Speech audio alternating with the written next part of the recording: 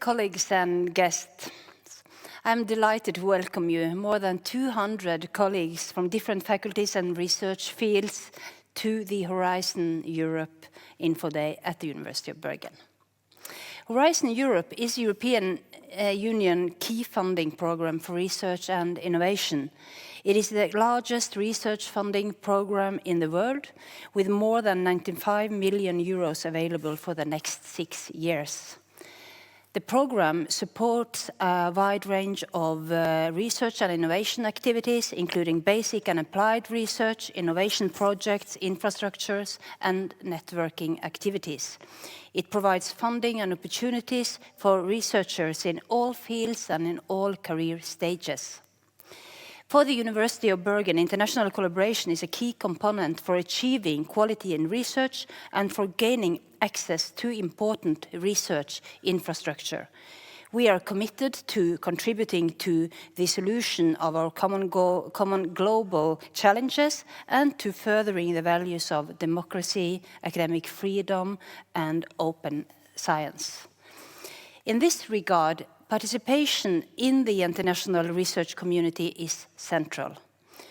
Horizon Europe offers opportunities for research working on projects of all types of research. It aims to promote excellent research that will help to solve the great challenges connected to, for example, climate change, the green and digital transitions, health and welfare, and secure and well-functioning democracies. The University of Bergen has strong research communities that can make important contributions in these fields. And I'm very pleased to see that there is an increased emphasis on the important perspectives of social sciences and humanities in Horizon Europe, both in these research fields themselves and for projects in other fields such as climate, health, and digital research. In Horizon 2020, Horizon Europe's predecessor, UIB researchers have participated in 170 projects, receiving more than 1 billion Norwegian krone in funding since 2014. We will hear more about some of these projects later today. It is our ambition that we take part in even more international collaborations over the next 6 years. And for me, as rector for the whole rectorate at UIB, it is important that we take advantage of research, innovation, and mobility opportunities in Horizon Europe. I therefore encourage you to seek impact on global, societal, and scientific development through active participation in Horizon Europe. I also believe that the international collaboration can be important for you personally. It can develop and strengthen your research, forward your careers, and build international, highly interesting networks. And today, I am also very happy to welcome and introduce to you our new Vice Rector for Research and Innovation and International Relations, Professor Benedicta Carlson. Benedicta, she will speak more about our ambitions and support for the participation in Horizon a little later in the program. I hope that this event will inform you and us all about the opportunities in Horizon Europe and inspire you to seek EU funding for your research in the coming years. And I now give the floor to today's host, Benedicta Løseth, the Research Director. Please, Benedicta.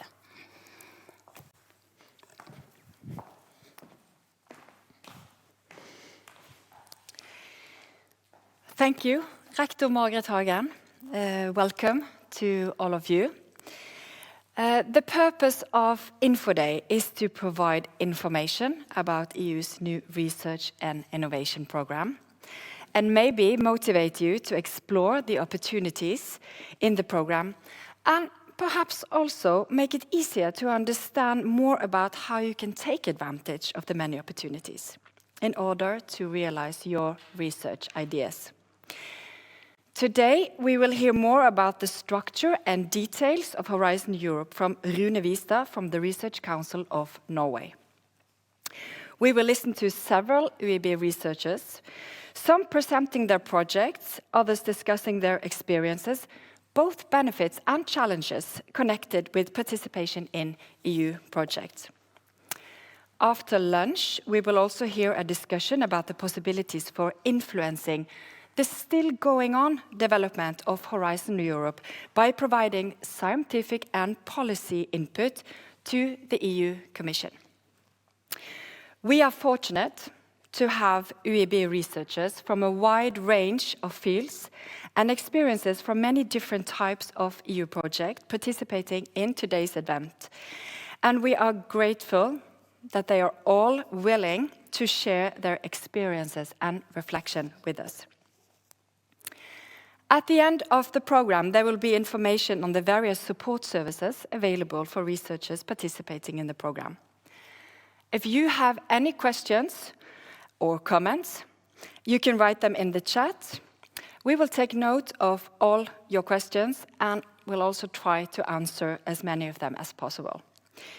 To start the day, we have a greeting from Ms. Signorazzo, of the Directorate General for Research and Innovation in the European Commission. Look here.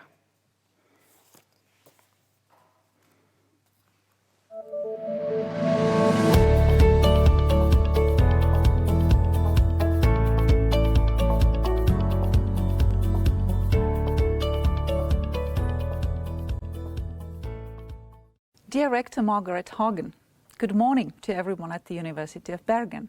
Greetings from Brussels to the City of Seven Mountains. Thank you very much for this virtual opportunity to present Horizon Europe, the European Union's biggest ever framework program for research and innovation. In view of the European Economic Area and Norway's long-standing association to the EU framework programs, since 1987, the UIB is certainly no stranger to the multiple opportunities they offer. Under the previous Horizon 2020 program, the UIB participated in 168 projects, receiving close to 100 million euros. While this is quite remarkable, there is certainly scope for even stronger participation, especially when we consider the total numbers for Norway.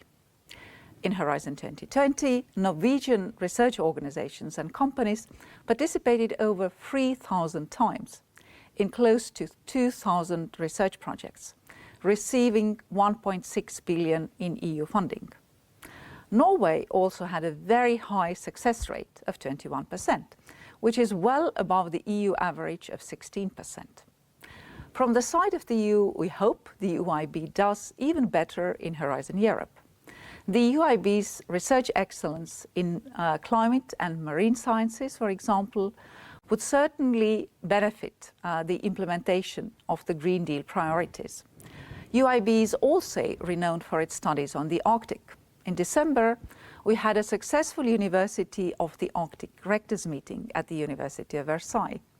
We need more joint success stories, such as, for instance, the Horizon 2020 Intaras project, which aim to create and integrate the Arctic observation system. Researchers from the University of Bergen played a key role in this multilateral research project. Coordinated by the Nansen Environmental and Remote Sensing Center in Bergen, the project brought together research partners from 10 EU member states, as well as China, the US, Russia, Canada and Japan. Therefore, I strongly welcome this information event. My sincere wish is that it can motivate your researchers to be more proactive in exploring concrete funding opportunities, act on them, to be successful and contribute to developing life-changing research results. Let me also remind you that in view of Norway's association, Norwegian research actors can participate in Horizon Europe on equal terms with the entities from the EU member states. Now let me turn to Horizon Europe itself. I'll try to provide a comprehensive snapshot of its goals and opportunities. Let me begin by flagging the key general underlying principle. It is to drive the production of meaningful research. What do we mean by meaningful research? It tackles the key global challenges and creates economic and social opportunities. It is linked to the public and private stakeholders who are able to take its results forward, either through direct application or bringing them to the market. It is about excellence and innovation-driven research. Horizon Europe incorporates all these aspects, as its key role is in facilitating the green, digital and healthy future of Europe. In relation to the key components, Horizon Europe is built on 3 pillars. Pillar 1, which is dedicated to excellent science, has a certain degree of continuity. In particular, the European Research Council will remain the key driver of the frontier research in Europe and worldwide, delivering concrete results to our society and economy. We will also continue with Marie Skłodowska-Curie program, which is intended to support young researchers. In fact, under Horizon Europe, we have secured more funding to these actions in order to intensify researchers' mobility. The diversity of science cultures is the main asset of the European science, and researchers should be able to experience it. Pillar 2 focuses on a collaborative research to tackle global challenges and enhance European industrial competitiveness. With the largest share of Horizon Europe budget, this pillar supports investments across 6 strategic clusters covering health, digital transition, climate and energy, food and agriculture, culture and creativity, as well as civil security. This support includes as well many of the European partnerships, which stimulate collaboration with the industry and facilitate alignment of priorities at national level on specific problems which are linked to the 6 clusters. Under Horizon Europe in total, there are 49 European partnerships on topics ranging from clean hydrogen to climate neutral blue economy and key digital technologies, to name just a few. Pillar 2 is also a home to the most novel feature of Horizon Europe, the European missions. These are 5 targeted missions on cities, oceans, soils, climate adaptation and cancer. They seek to connect science with public policy deliverables and include concrete longer-term objectives. For example, 100 climate-neutral cities by 2030, 3 million less deaths from cancer by 2030, restoring European marine and freshwater biodiversity by 2030, and so on. Another key novelty of Horizon Europe belongs to its Pillar 3. It is the European Innovation Council. Its role would be similar to the European Research Council, just in the field of innovation. We want it to become our key unicorn factory, producing next-generation innovations. In this context, the European Innovation Council will be helping high-potential startups and SMEs to develop, to get their products to the market and grow big. This is Horizon Europe for you in a nutshell. Of course, there are many other details and nuances, but I can assure you that these are more than manageable, especially as there is an extensive support system. Today's event is certainly one of its elements. Another big element of the support system is a wide network of the national contact points for Horizon Europe in Norway.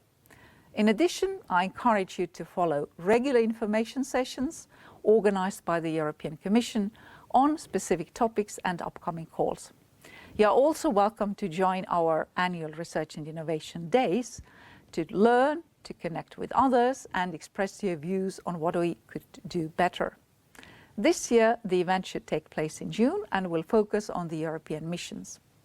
Finally, let me remind you of the learning by doing approach. I can assure you that it works very well in the context of all Horizon Europe opportunities. So please be curious about these opportunities, be open to them and be ready to jump on them at the right moment with the right partner. And in a few years' time, I hope we can witness a positive trend in the University of Bergen's participation and to celebrate some results of our research and innovation projects. I hope this event can contribute to making this wish a reality. Let me conclude by wishing you a useful Horizon Europe launch event. Thank you very much.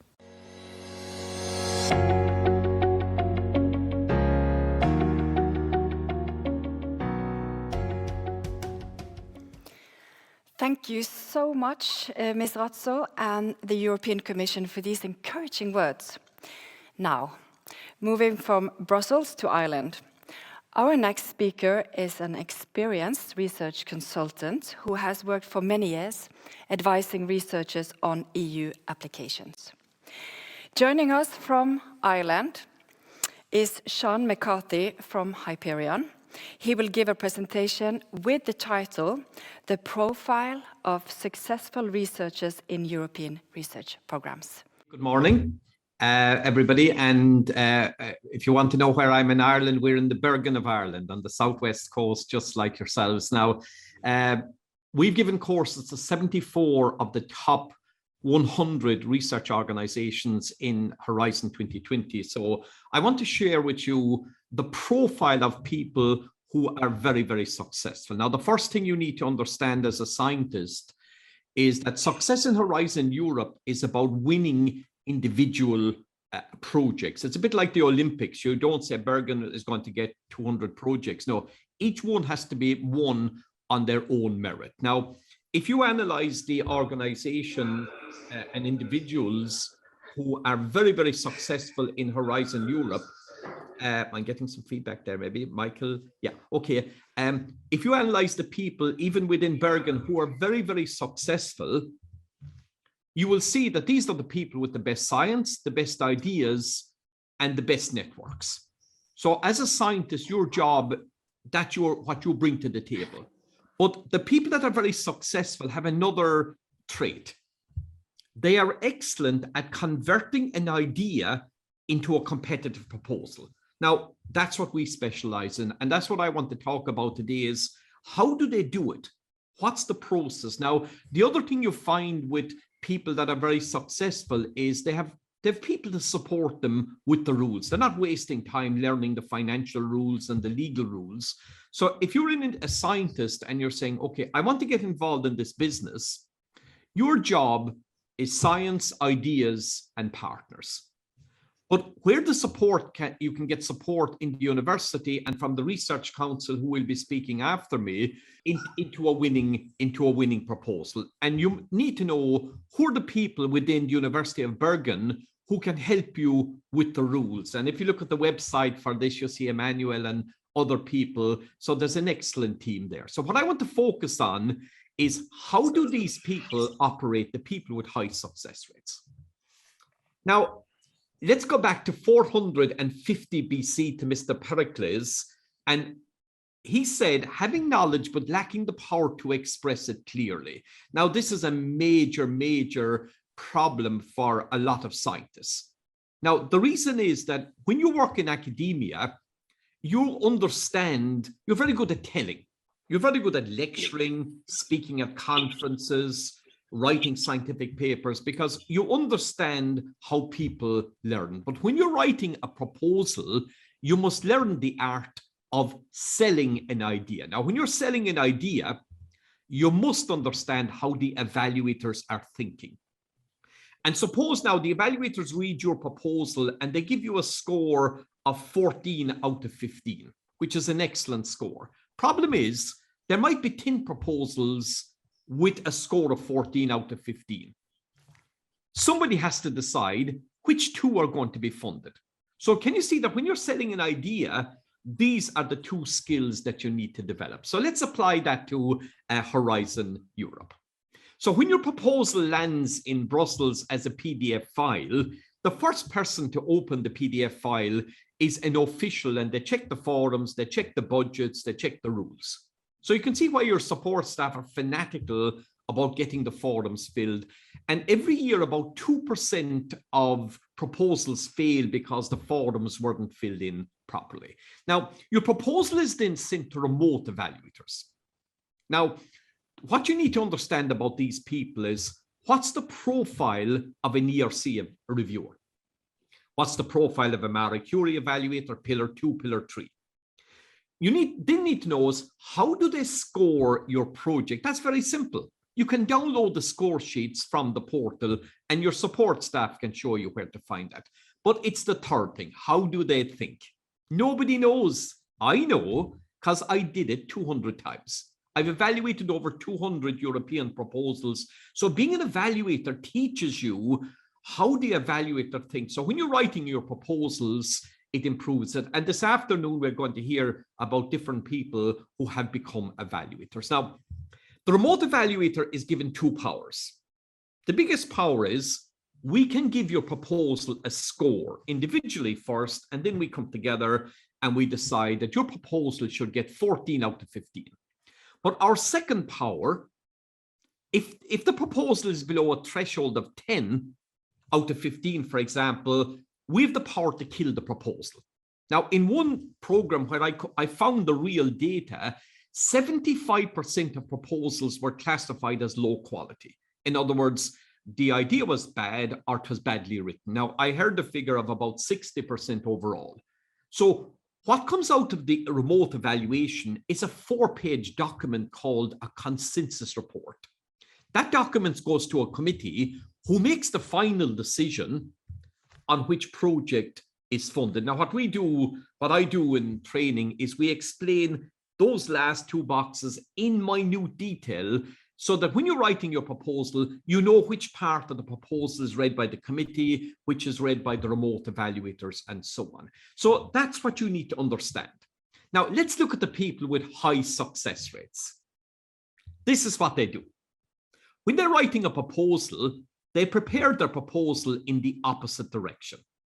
They always begin with a PowerPoint presentation. So all proposals should begin as a PowerPoint presentation, and they present it to support staff, previous evaluators, and so on. And I think over 60% of ideas could be killed with a PowerPoint presentation. Now, if we think the idea is good, we then say to the scientist, okay, write the report that the evaluators are going to write for the committee, the consensus report. Now, that's a 4-page document. I think another 25 to 30% of ideas could be killed with that 4 pages. So the people that are successful only focus on ideas that have a high chance of success. So in other words, people with high success rates, it's not that they're good at converting any idea into a winning proposal. What they're brilliant at is screening proposals. And I know, listening to the commissioner, with your high success rates in Bergen, I've been talking about this in Bergen since 1999. I've been coming to Bergen, and I know some of the speakers today use this particular system. I saw Bodil Holst speaking this afternoon. She's, and I've seen people like Bodil using processes like this. So let's look at your support staff. What kind of support is around Europe? Now, I know Bergen University has an excellent office, and this is the kind of model that's there. So if you're a scientist, you need to learn what's available. Now, you must first look at what support is there for the rules and what support is there for the scientific content. Now, the most important support you need to find out who's helping you on the financial, legal rules, ethics, gender, intellectual property, and so on. That's absolutely critical. If you're a newcomer, you need to identify opportunities, learn about the forums. But if you want to be competitive, the top universities have templates, guidelines, sample proposals. So if you're writing a proposal, you go to the support office and you can say, what kind of guidelines have you? But the really top players, they plan 2 to 3 years ahead. I know a person with 100% success record, and he's planning 4 to 5 years ahead. Understanding the evaluation process, collecting loads of data before you write the proposal, and the whole screening that we're looking at here. So I think this could give you an idea of the kind of supports that are available. And level 4, very few organizations have reached that level. So hopefully in Bergen, you can talk about the services that you have today. Now, this is my last slide. And what I talked about was, how people win funding. And when I visit over 300 universities around Europe, this is what we hear.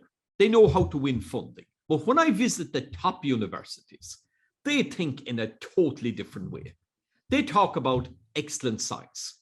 The funding is fuel for producing excellent science.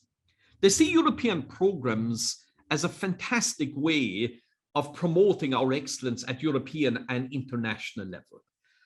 They talk about impact as real, visible impact. It's not PowerPoint slides and reports at the end of the project. They want to see something useful coming out and somebody taking it to the next step. And the other thing they talk about is efficiency, streamlined process. They don't want to write 10 proposals hoping they'll win one. They want to write one proposal for one, and they call this smart support. So I hope during today's workshop, we'll hear about University of Bergen's and Norway's relationship to this. So that's the end of my presentation. I hope you get some ideas for today. So I'll stay with you for a while, and if there's any questions later on, I can take it. So thank you very, very much for inviting me to speak at your event. Horizon Europe was launched last year, but for many of us, the program is still quite new. We have invited Rune Vistad, the director of the Department of International Cooperation in the Research Council of Norway, to give us an overview of the structure of the program, and he will also inform us about the research support that we can get from the Research Council of Norway. Welcome, Rune.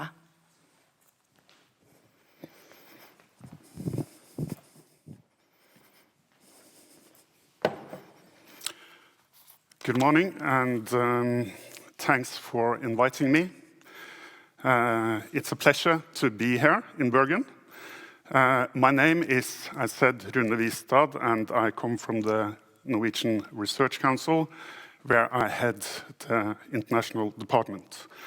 I've been asked to talk about Horizon Europe, the main structure, what is new, and what sort of help the Research Council can offer in that respect. But since we just before Christmas got the final figures from the previous framework program, Horizon 2020, I would start with some key results from that program. Apologies for having these first few slides in Norwegian, but I will translate. Norway did very well in Horizon 2020. Norwegian entities took back 16.2 billion Norwegian kroner.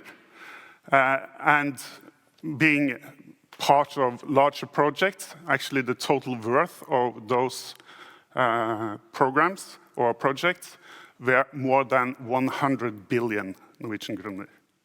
And if you take into account the effect and the knowledge that we actually got access to through participating in these projects, the value is even greater. When it comes to the return rate, we ended on 2.53, which is well above the 2% target set by the government. For your information now, the target for the next period is 2.8%. That's quite ambitious, and taking into account that also the new framework program is larger, we would actually need to increase by 50% our effort to reach that target. And when it comes to success rate, Signe Ratzo already said that we were successful in Norway. 15.1 is actually the figure I have. She said 20. I need to go into the details and check the figures. But the fact, and that is also where we have comparable data, is that we did better than the average in Europe. So More applications from Norway got funding from the EU compared to others in the other member states and associated countries. We did best in societal challenges, followed by excellent science and then industrial leadership, which these 3 pillars were called in Horizon 2020. If we go to the university sector, there are some champions there, and you in Bergen are amongst them. So you see that you are in 3rd place in Norway when it comes to return per university, and if you look into the graph, you also see that you did best in excellent science, but also quite well in societal challenges. And if we go even deeper into the figures, we see that in addition to excellent science, you did best in climate and environment, health, and food systems. An interesting fact is that University of Bergen is actually the university in Norway that had the greatest success in their applications. And the highest internally in the university in Bergen were in climate and environment, where more than 50% of the applications sent were funded. And that is extremely impressive. I would now like to turn to the new framework program, Horizon Europe. The program started a year ago, but we got formally associated in September. I believe it was the 23rd of September. Norway and Iceland, as the first non-EU member states, got associated to the program, but then with effect from 1st of January. The vision of the program is a sustainable, fair, and prosperous future for people and planet based on European values. And the framework program also has some quite ambitious targets to strengthen the EU's scientific and technological base and the European research area, to boost Europe's innovation capacity, competitiveness, and jobs, and to deliver on citizens' priorities and sustain our socioeconomic model and values.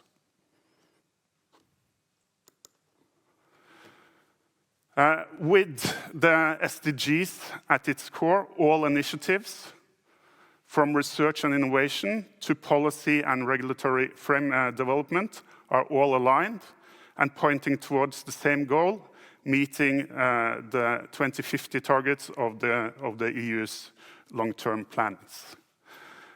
For research and innovation, this implies more expected synergies. Synergies between the EU programs and synergies between the EU programs and national initiatives and research and innovation programs.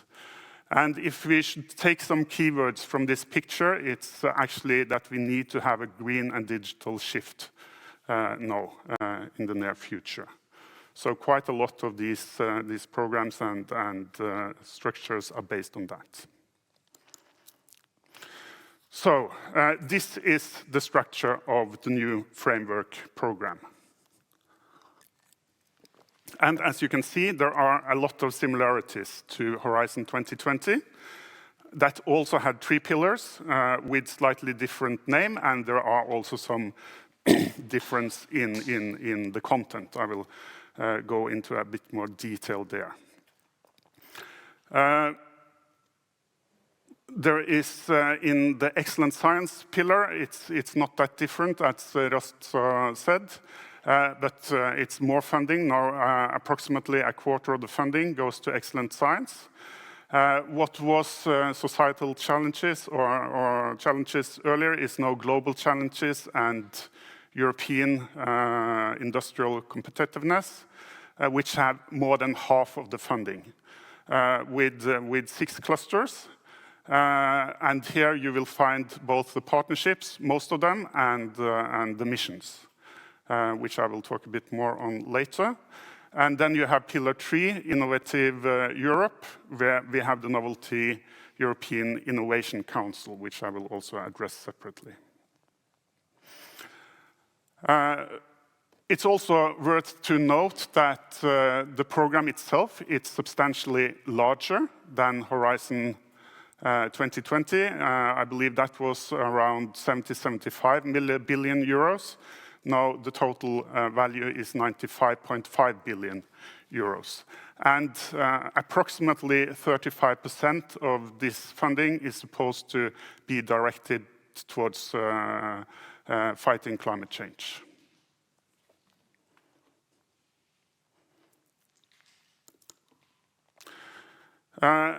Since I understand that you were particularly interested in Pillar 2, I have a bit more information on Pillar 2 here, where you see the 6 cluster with the priorities underneath. So the clusters are health, culture, creativity, and inclusive society, civil security for society, digital industry and space, climate, energy, and mobility, and food, bioeconomy, natural resources, agriculture, and environment.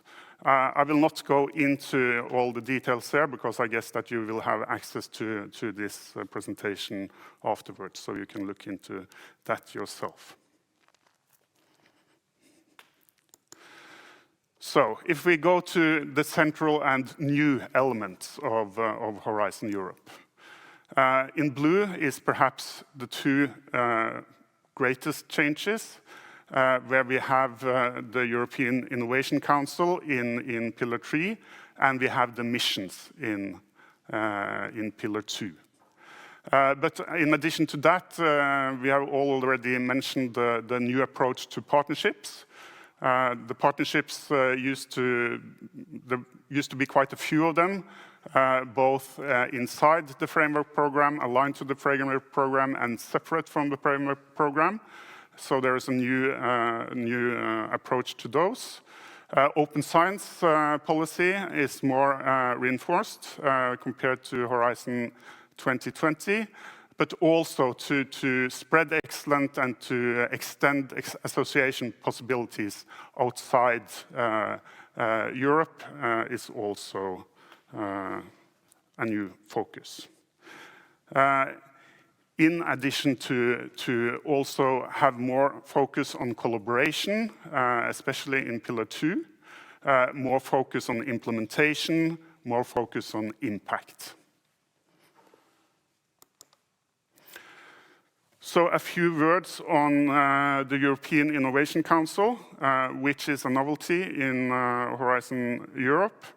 The focus on Pillar 3 is to stimulate and support market creating and breakthrough innovations, where EIC should be a single contact point for this. They offer flexible funding, for example, the Pathfinder grants for early tech, and accelerator funding for pre-commercial work.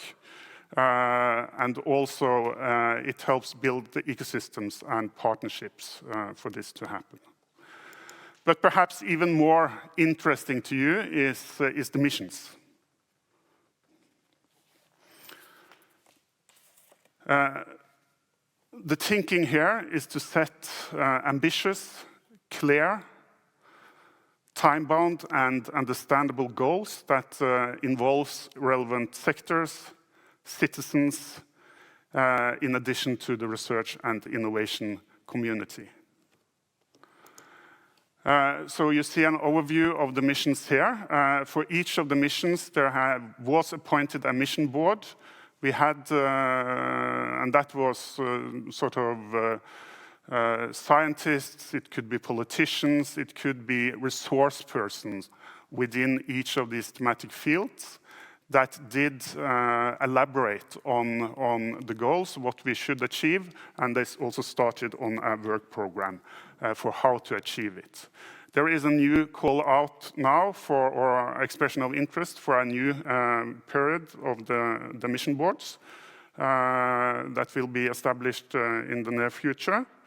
And the Commission also had some CSA that's called out in 2021.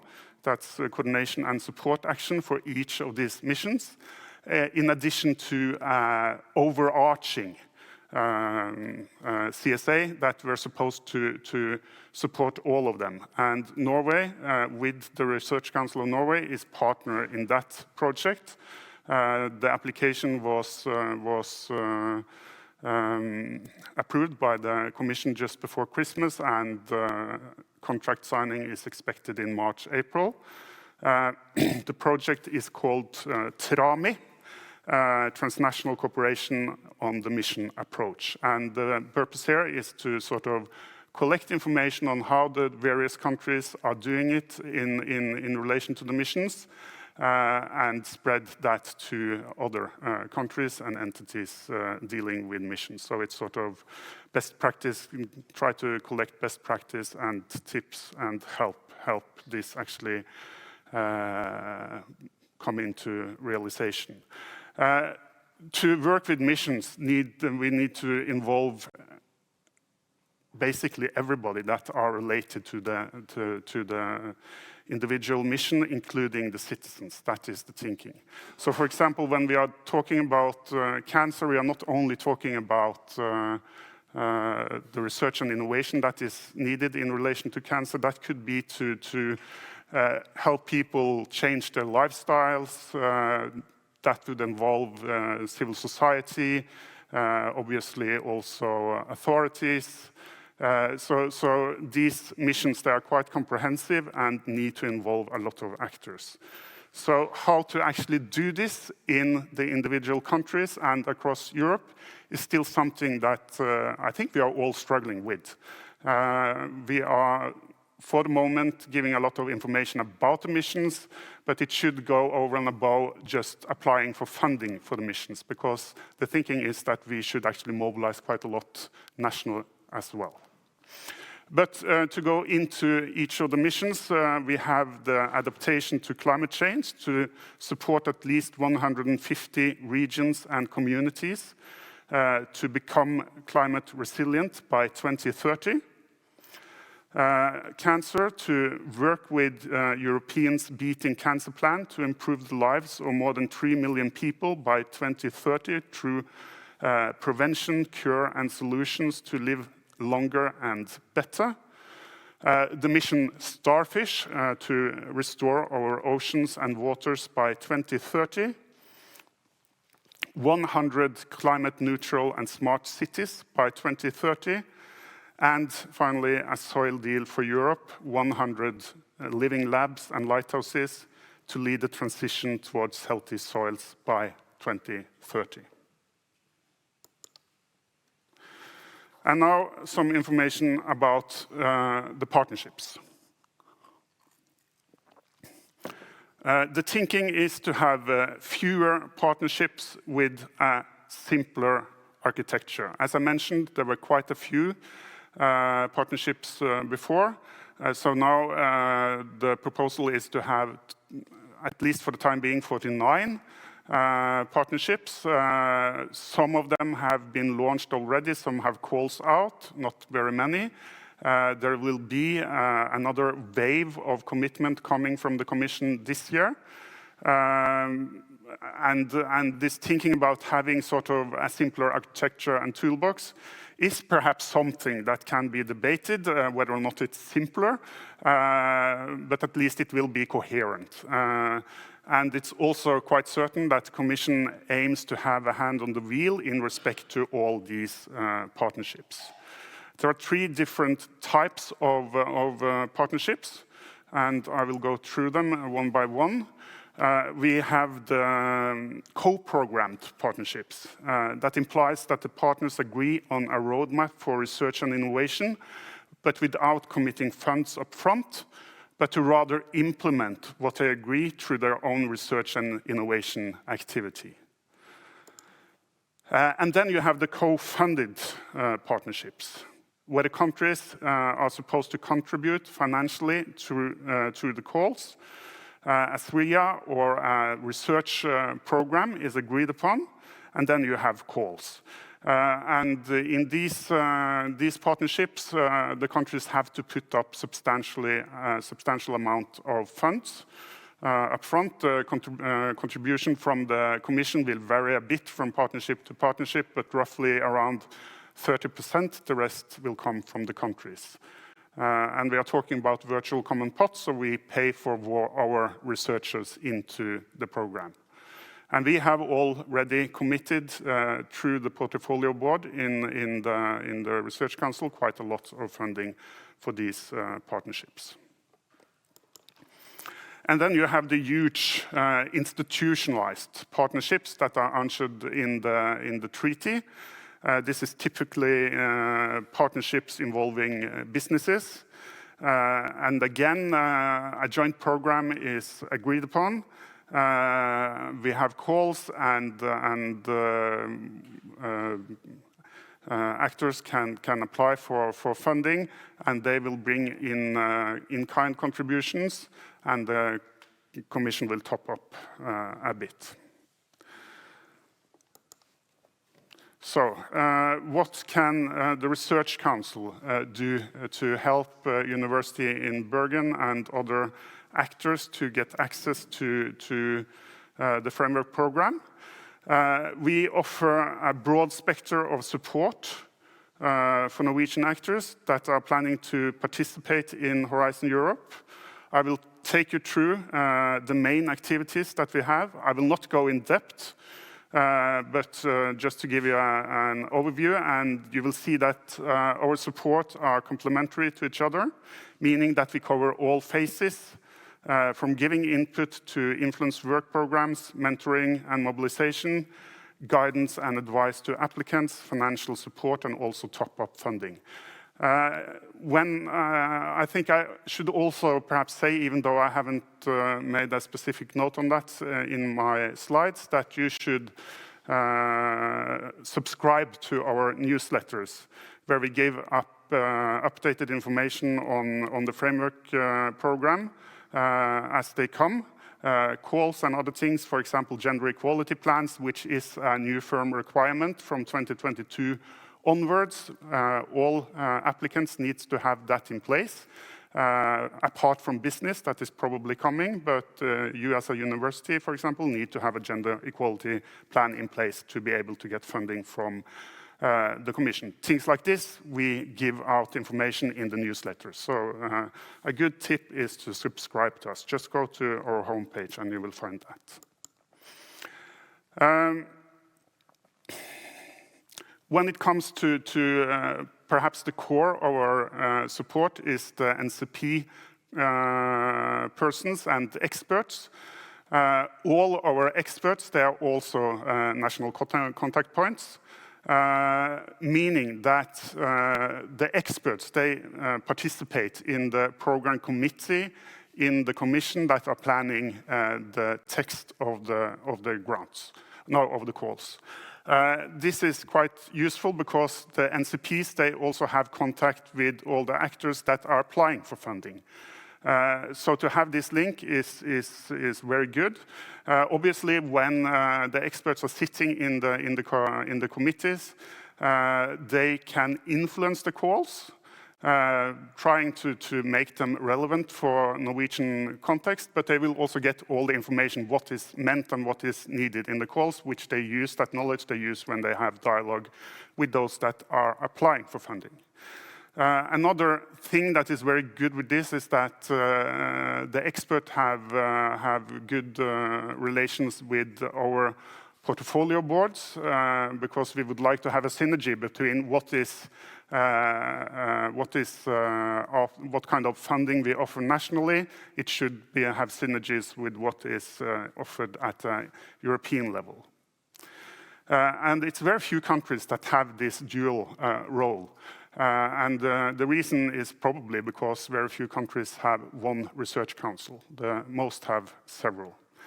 So this is an advantage we have in Norway.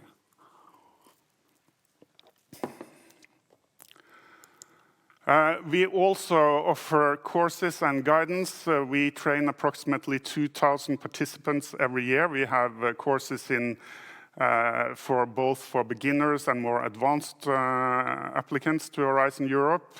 It could be introduction courses, it could be how to write applications, it could be on project management, etc. Again, just visit our webpage and see what we offer, and the courses they are free to participate in.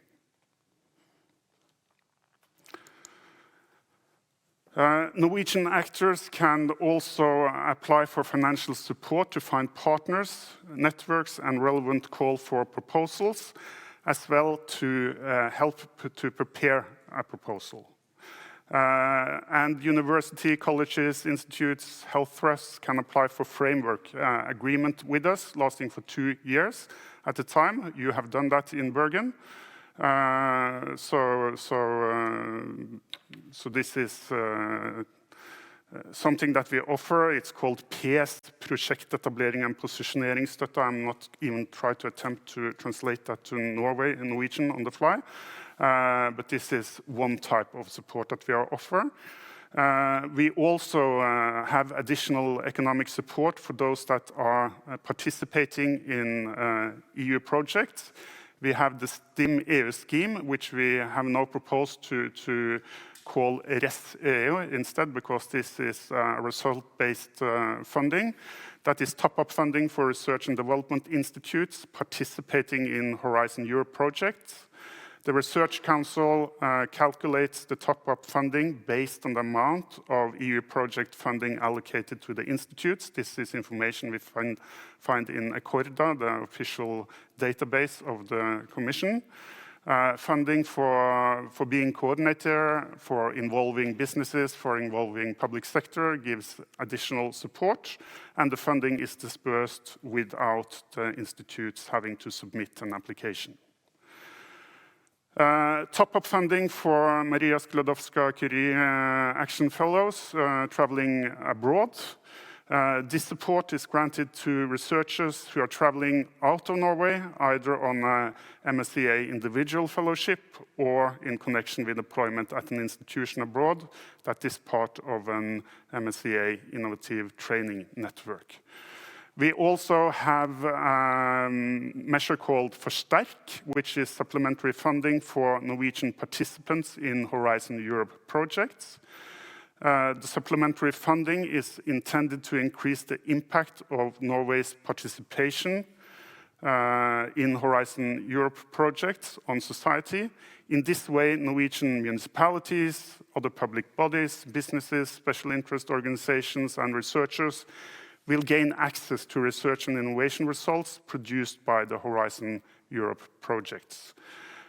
Supplementary projects under Pillar 1, Excellent Science, should also contribute to disseminating research results to other Norwegian universities, university colleges, and research institutes.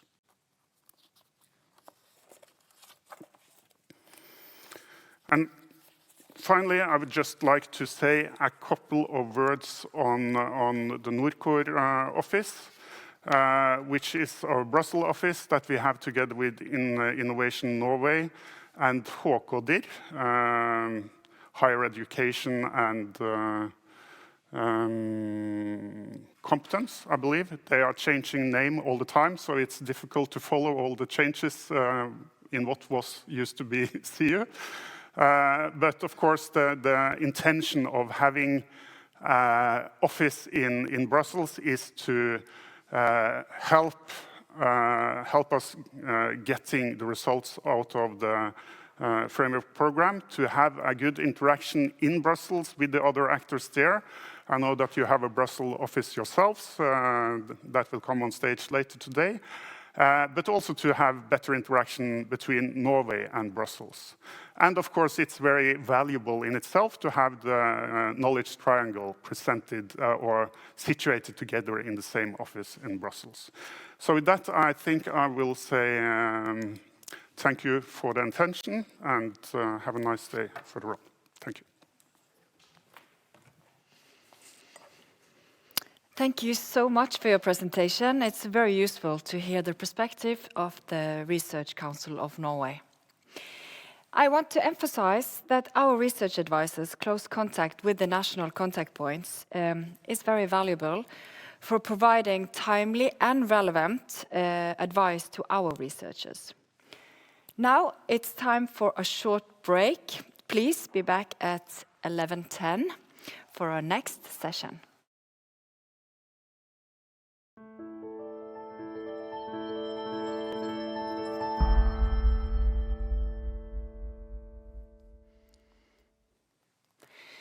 Hi everyone and welcome back.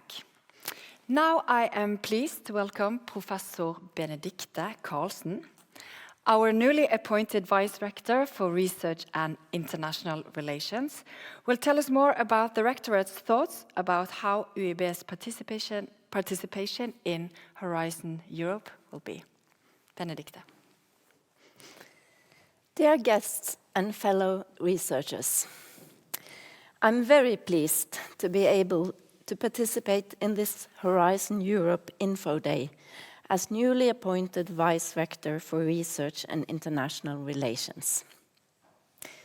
Research is one of UiB's core activities, and today research is essentially international. Europe is, and has always been, a vital area of cooperation for UiB researchers. As Rector Margaret Hagen has already mentioned, UiB researchers have done well in the previous EU research program. It is the Rectorate's ambition that UiB researchers increase their activity in EU projects in the coming years. We will work to provide good conditions for researchers so that UiB can continue the impressive performance in projects with curiosity-driven research funded by the European Research Council and in the mobility scheme of Marie Skłodowska-Curie actions in Pillar 1. We also aim to strengthen our participation in challenge-driven projects and innovation activities, both as partners and as coordinators. In Pillar 2 and 3 of Horizon Europe, where we think UiB researchers have much to contribute. As Horizon Europe is now properly underway, we wish to motivate our researchers to explore the possibilities that the program offers. We also want to inform you about the wide range of support that researchers may receive in the process of identifying a relevant call, developing a research proposal, and running a successful project. For this effort, the work done at the faculties and in their departments is central. We know that participation in EU projects is demanding, both for the researchers who write applications and lead or participate in projects, and for the departments that support them. But we see that it is also rewarding in terms of research results and increased international networks for the researchers themselves, our institution, and our students. I hope researchers who already have experience with EU projects are encouraged to apply again, and that fresh researchers will see opportunities in Horizon Europe. When developing new, exciting ideas and projects, I believe that we can all benefit from the experience that UiB researchers and administrators have gained. I therefore look forward to hearing about our colleagues' experiences and getting your advice in the next part of today's program. Thank you.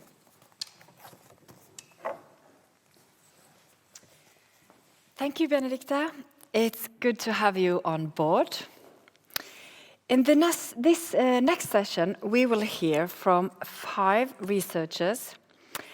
We have asked them to talk about their experiences with participating in and leading EU-funded projects, and perhaps they can give us some advice. We are very grateful that you are all willing to share your insights with us. And first up is Kjetil Rommetveit, Associate Professor at the Center of the Study of Science and the Humanities. Among other things, he has been the principal investigator of several EU-funded projects in the last decade. Welcome. Thank you. Still waiting for my PowerPoint to appear, I guess.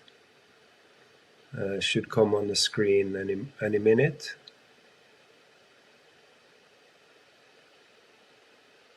Yeah, here we are.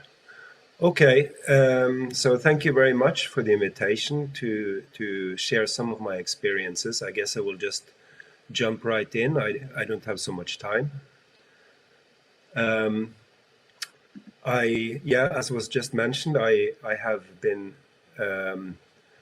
instigating and coordinating, and I've been the principal investigator of several EU projects, FP7 and Horizon 2020.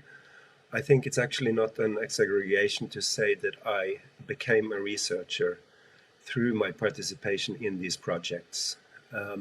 My field of research is with the interrelations between science, technology, and politics and society. So a lot about, I've been doing many projects on the governance of digital technologies, especially.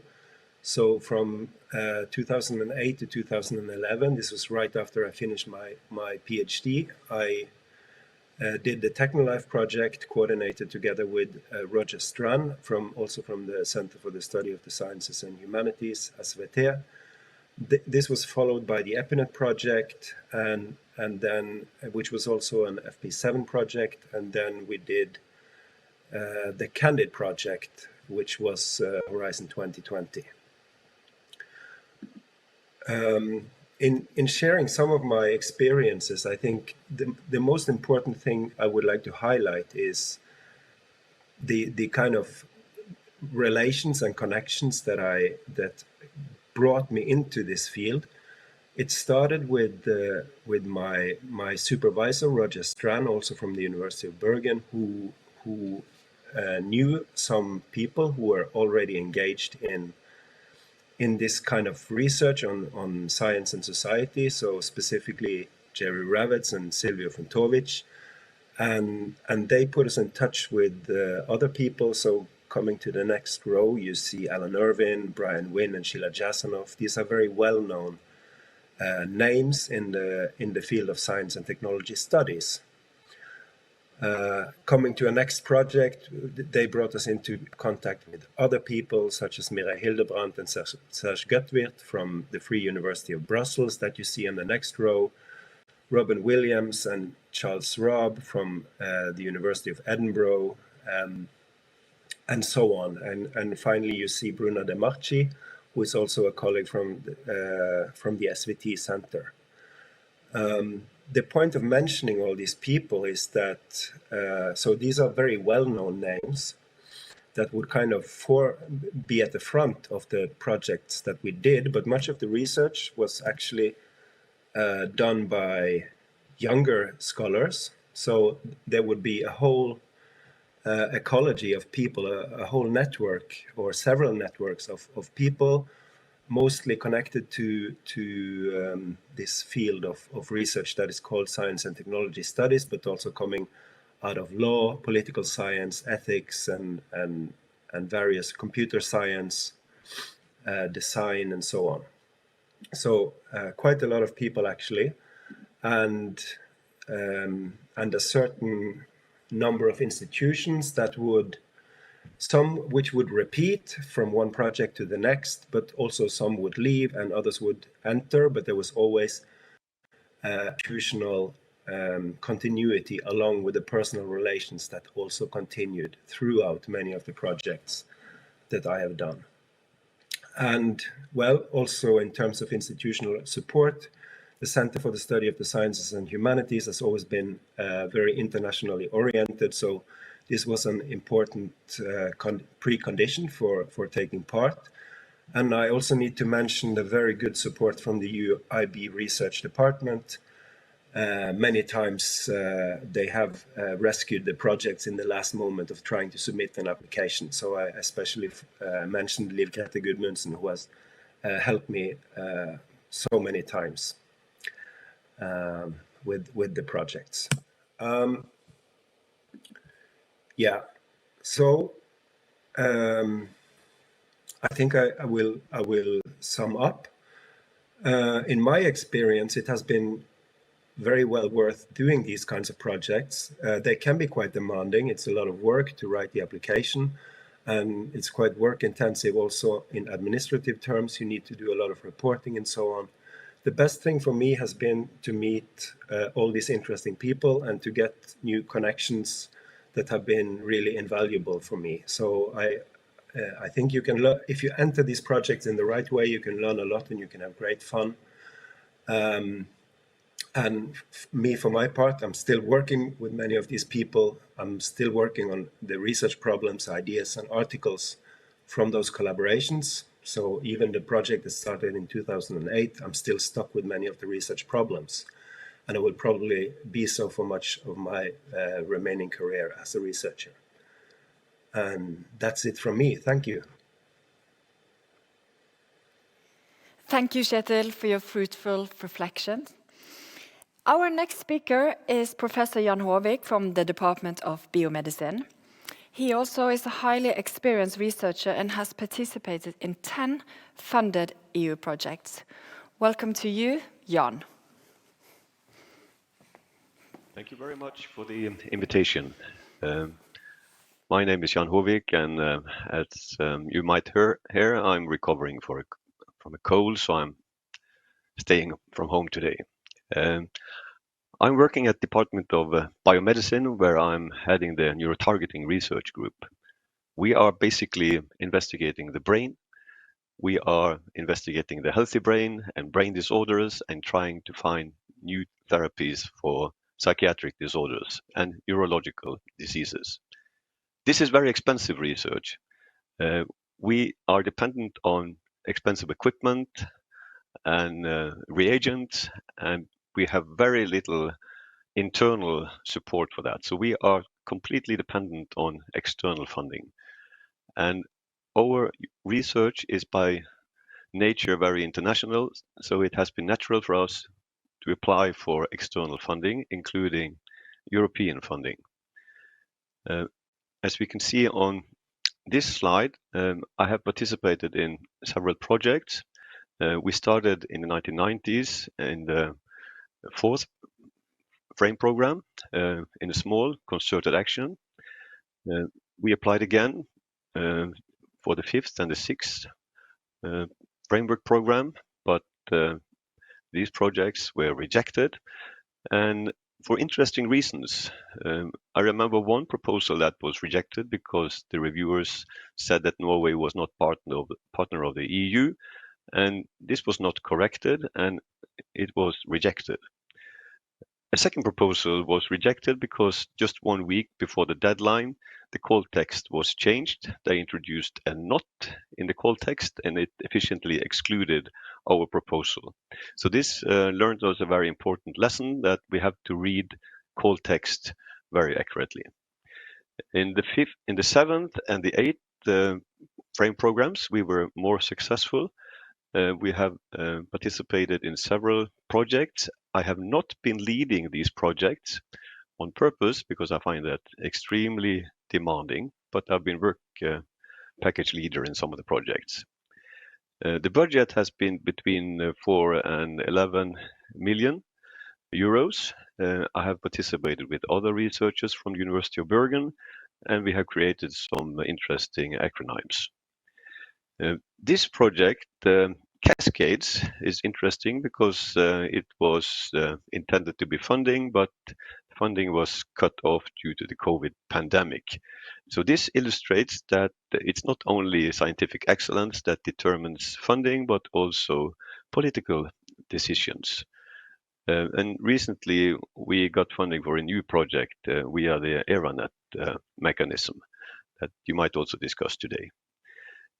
So based on these experiences, I have summarized my feelings about the programs.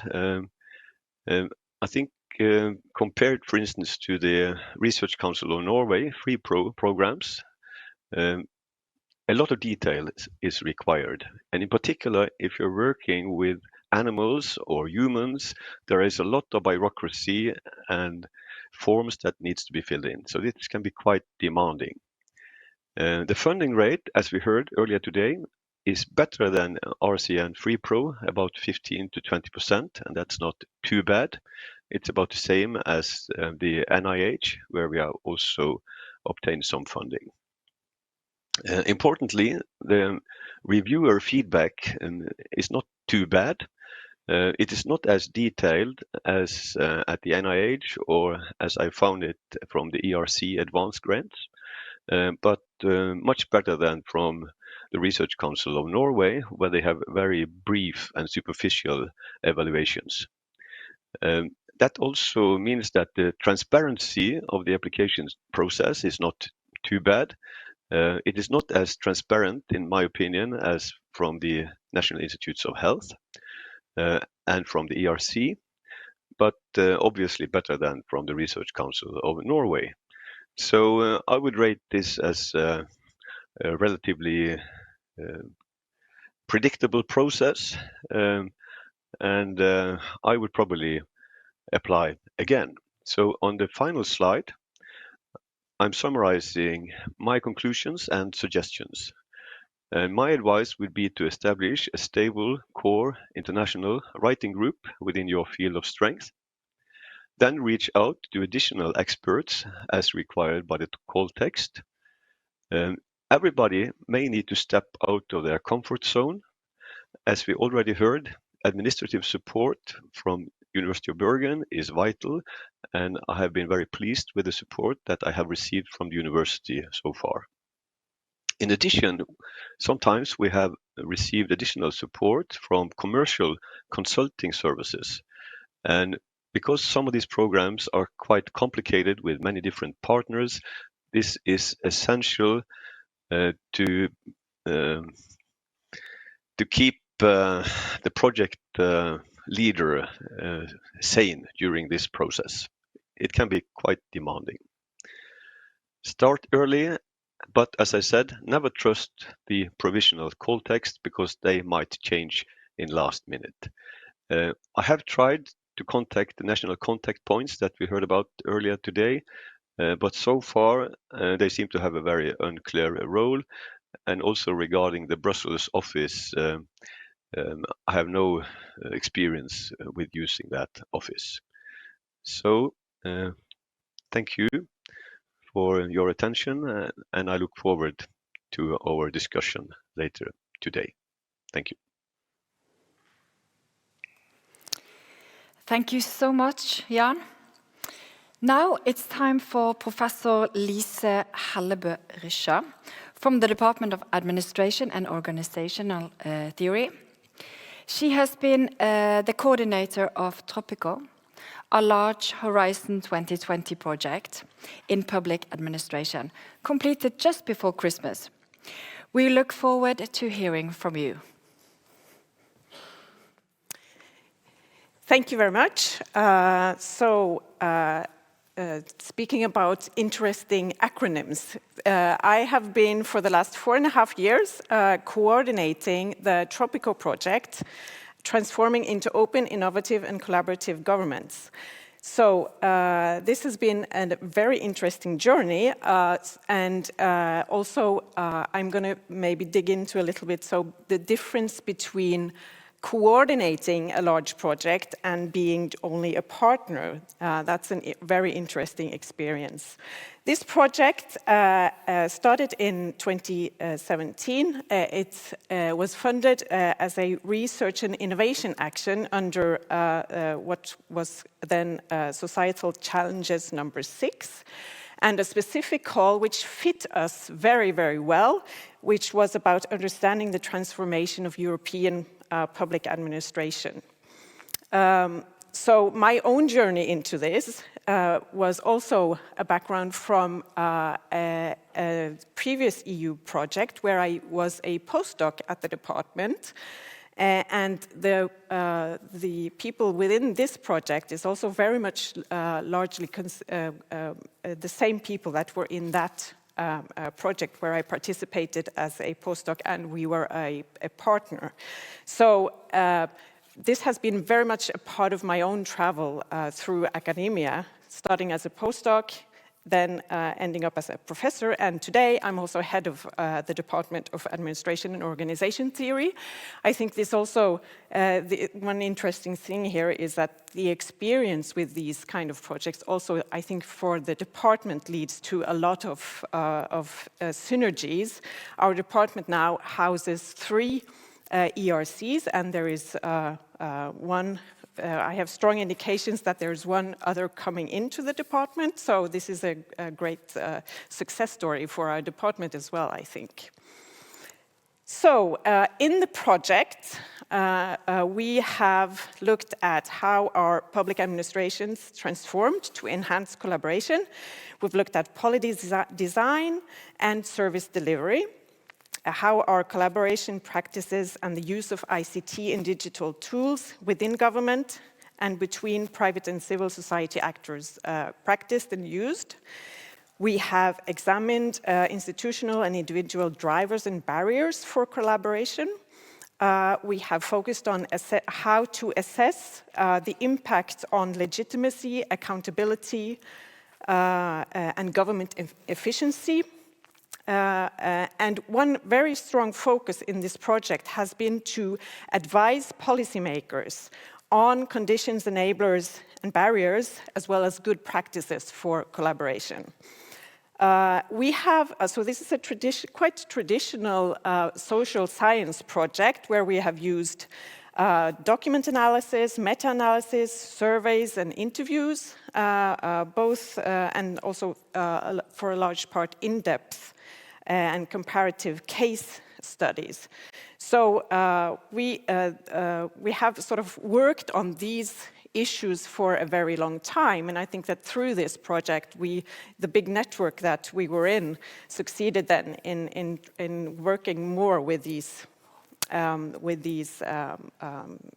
research questions. The project, or the coordinated project, has had 13 partners, so in total more than 50 researchers and quite many PhDs and postdocs, more than 15 PhD and postdocs across Europe.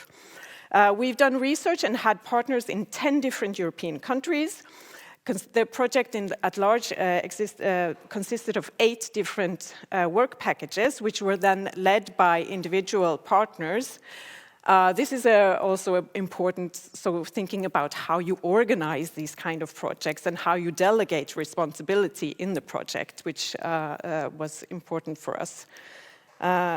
So I'm going to turn quickly to one important lesson, or the important lessons is, so creating results, creating impact. That's a very strong and important focus for EU-funded projects. So in our project, I mean, for me as a researcher and for everyone in the project who are researchers and academics, of course, the academic output is really important. Throughout these 4.5 years, we have produced more than 20 articles in highly ranked journals. The project has resulted in at least two edited books, and I'm expecting more to come out of it. We have produced a number of targeted policy briefs and a white paper, especially targeted towards policymakers and decision makers. A number of research reports, of course.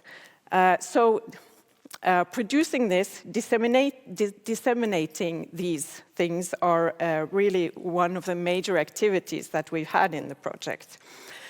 Through also an online presence, a website, we've traveled to a number of academic conferences.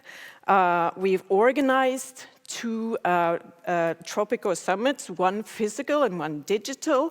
So doing this throughout the pandemic has also been a very strong learning experience, when we then had to sort of turn many of our activities into digital activities ourselves. We've had a number of national and local events. All of this to create an impact from our research. We've also had, we think, and I think there was an example of that from the previous presentations, that impacting on young scholars is a very valuable thing in these large projects. So creating for them also a network, spaces for learning and for career development, not the least. We've also, throughout the project, focused on ways to try to also create impact on our own teaching and through executive training.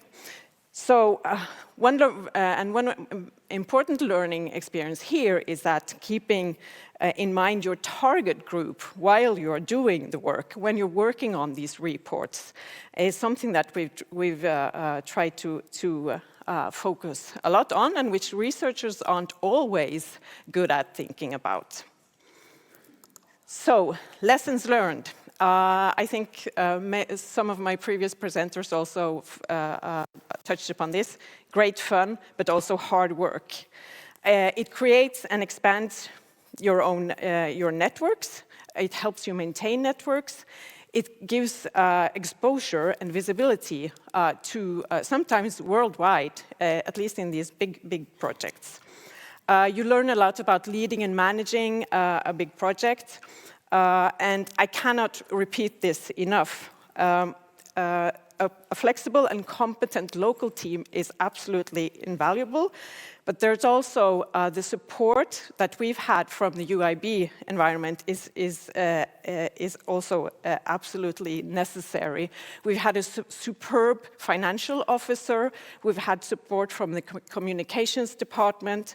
We've had so the network for EC project managers, for technical expertise, UIB Learning Lab for making videos. So, and this is absolutely necessary for doing such a big project. So, one important takeaway: expect hard work, accept uncertainty because there will be a number of changes during the project, and then embrace the new knowledge that you get. Thank you very much. Thank you so much, Lisa. Now I look forward to hearing from Jessica Schultz. She is a postdoctoral fellow at the Faculty of Law. She is a part of our Horizon 2020 project on migration and the vulnerability of protection seekers. Welcome, and the floor is yours. Thank you, everyone, and thank you for inviting me to participate in this seminar today. As I was introduced, I am a postdoc. I'm based at the Faculty of Law, and I have been working for 2 years now on the Horizon 2020 project called Vulnerabilities Under the Global Protection Regime. This is a project that primarily involves legal scholars and anthropologists, and it looks at the way that vulnerability is understood in the law and practice of asylum in Europe. So I participate I'm a mere participant, so I kind of avoid all of the responsibilities that a work package leader and coordinator have. So I feel in a sense that it's a great place to start, and I'm in a very privileged position in this sense to be introduced to Horizon in this way.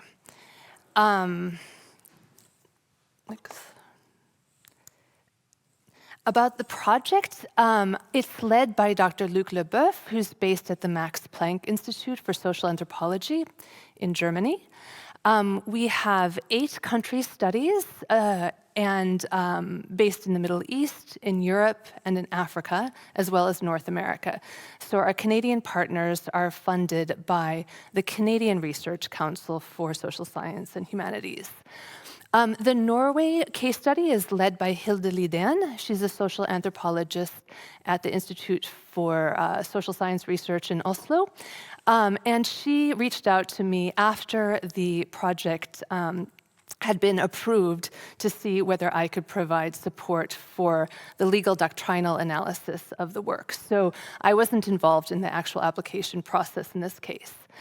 I also think it's interesting that this VOLNR project is one of 3 sister projects which focus on international refugee law that were all funded at the same time. Asyl and Protect are the 2 others, and Protect is led here at the University of Bergen and also has a number of researchers from the University of Bergen involved in that project. And we have received funding from the Norwegian Research Council to do outreach with stakeholders in Norway together. So that's been a unique and very fruitful process.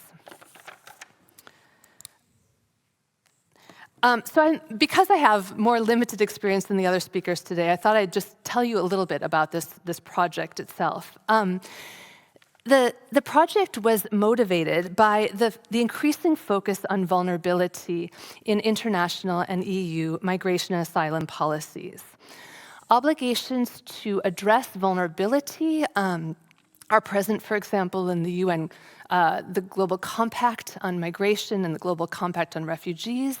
It comes up in EU directives when it comes to asylum procedures and reception conditions and so forth. So the concept, I would say, in the last 10 years or so has come up with increasing frequency.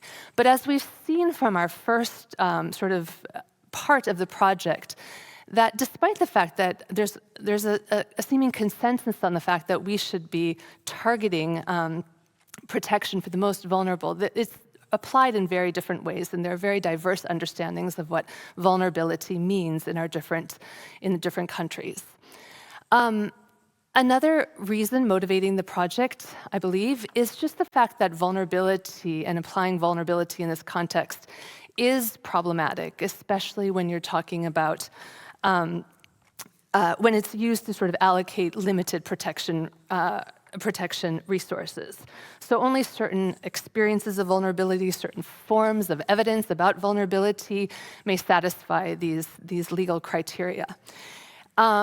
States often use vulnerability as a way to kind of justify more restrictive asylum policies by pointing to the fact that even more vulnerable people in refugee camps and so forth deserve our support and protection through limited resettlement programs. So there's the discourse about vulnerability at the political level, which is also highly contested. And then finally, there's a sense that that generalized categories when it comes to vulnerability risk stereotyping, bring a risk of stigma, and don't always align with the actual experience of people who are seeking protection. So we're finished with the phase 1 of the project so far. That's involved a kind of doctrinal legal analysis plus an empirical study of how vulnerabilities of migrants are being assessed and addressed in laws, policies, and practices of decision makers. So we've interviewed a lot of for example, in the Norwegian case study, people from the Immigration Directorate and the Immigration Appeals Board, people working in reception centers and so forth, about their understandings of vulnerability and the kind of dilemmas they face. And then it will be followed by empirical research about how vulnerability is experienced by migrants themselves and how it's shaped through the interaction with legal frameworks. Just very briefly, a few findings from the first phase. The people that we spoke to and our review of the laws and policy documents reveals sort of that this trend towards categorizing vulnerable groups, whether it's children, victims of trafficking, pregnant women, whatever, and these kinds of checklists that are involved can give sort of a false sense of security. There was a Norwegian social worker, for example, who told us that we're capturing the more serious things, such as disabilities and whether someone's deaf. In these cases, we know where to start, but less visible needs are more difficult to discover. Vulnerabilities caused by what happened in their home country or on the journey to Norway are not easy to voice. they need to settle down before opening up to difficult experiences and feelings. We also found, for example, from the Lebanon study, that the criteria for resettlement, which focuses on the most vulnerable, excludes people at serious risk of persecution within Lebanon, which are healthy Syrian men in this case, who are suspected of posing security risks. And then another finding relates to this trade-off between vulnerability versus rights and the ways in which vulnerability is leveraged to kind of displace human rights of migrants. And an example of that is the proposed EU border procedure, which effectively would deny protection seekers who don't qualify, in addition, as vulnerable from access to an asylum procedure. And then finally, just a couple of reflections on the role of project partner. I had mentioned, I think it's a privileged one, one that I'm enjoying a lot. We've had one in-person meeting in February 2020, but that was enough actually for us to get to know each other in a way that has led to a lot of spin-off activities that aren't necessarily being pursued under the Vulner umbrella. So for example, the Canadian partners and us, the Norwegian group, are planning a research exchange already this spring in order to develop another project proposal. Under the framework of the Vulner project, we've had a number of webinars that I think have been incredibly useful for developing my skills when it comes to interdisciplinary research, what it means to work in an interdisciplinary way, concrete sort of webinars on empirical methods, on vulnerability theory, and not least on research ethics that I think have really contributed to my skills as a researcher. I think even the first webinar that we had on interdisciplinary research in migration was kind of the starting point for a website that we've developed at UiB now on interdisciplinary methods. And then finally, I'll wrap up now. I do kind of echo what other people have been saying about the demands when it comes to communication and outputs. There are a lot of formalities involved. There are often times when we receive things back with just like it's rejected because it's too long or it doesn't align with the kind of structure of the other country case reports and so forth. And there is also a lot of interest in communicating across platforms. On the other hand, the positive thing I think for a more early researcher is that your research, not only for the projects, but for unrelated topics, will be kind of, for example, spread over social media and so forth through the umbrella of that project. So it's a way to get your work known more broadly. So thanks. Thank you, Jessica. The last speaker in this session is Professor Emeritus Kuvitata Khan from the Department of Earth Science. He will share with us his advice from more than 20 years of EU experience with infrastructure and research projects in fields such as seismology and more. Thank you very much. I will speak about my personal experiences, and as such, they are all subjective. So I'm sure those of you who have participated in EU projects have various different opinions. But still, having a relatively long time of experience with EU projects for the last 20 plus years, I think some of them might still be of interest. So I go straight to the points. I have the title, What You Need to Be Aware of Before Applying. I think one of the important things to know is that whichever program you're applying to, you have to understand whether it is an applied research, whether it is a basic research like ERC. So you need to be aware of the limitations of the program itself. And of course, the important thing is to check if your own topic of interest is within those relevant programs. If not, actually, there is no chance of getting any funding from EU. And that happens often, especially in the research projects part, where everything is steered by the programs. So if you're not part of that program, you're out. So I would advise definitely to carefully study the call text. This is also mentioned by many others. But do that before applying, and make sure that you understand how the call text is formulated, because usually the call texts are very short, but yet each wording is very carefully formulated, not only by the Commission itself, but through iterations with the national contact points, through iterations with the national experts and European groups. And in that process, be aware that there are very strong research groups in Europe, in your field, I'm sure, that have been lobbying for a specific text. And if they've been doing that, so obviously they've been also preparing a proposal already before the call text was already was out in the public. So the competition is very high, so you have to be very aware of these processes before the call texts are made available.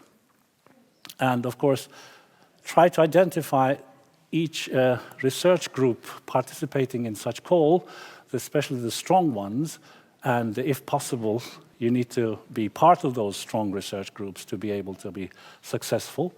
But of course, if not, at least you need to know your competition. Who are you competing against? Of course, a proposal writing process is a very long process, and it's not done over the night.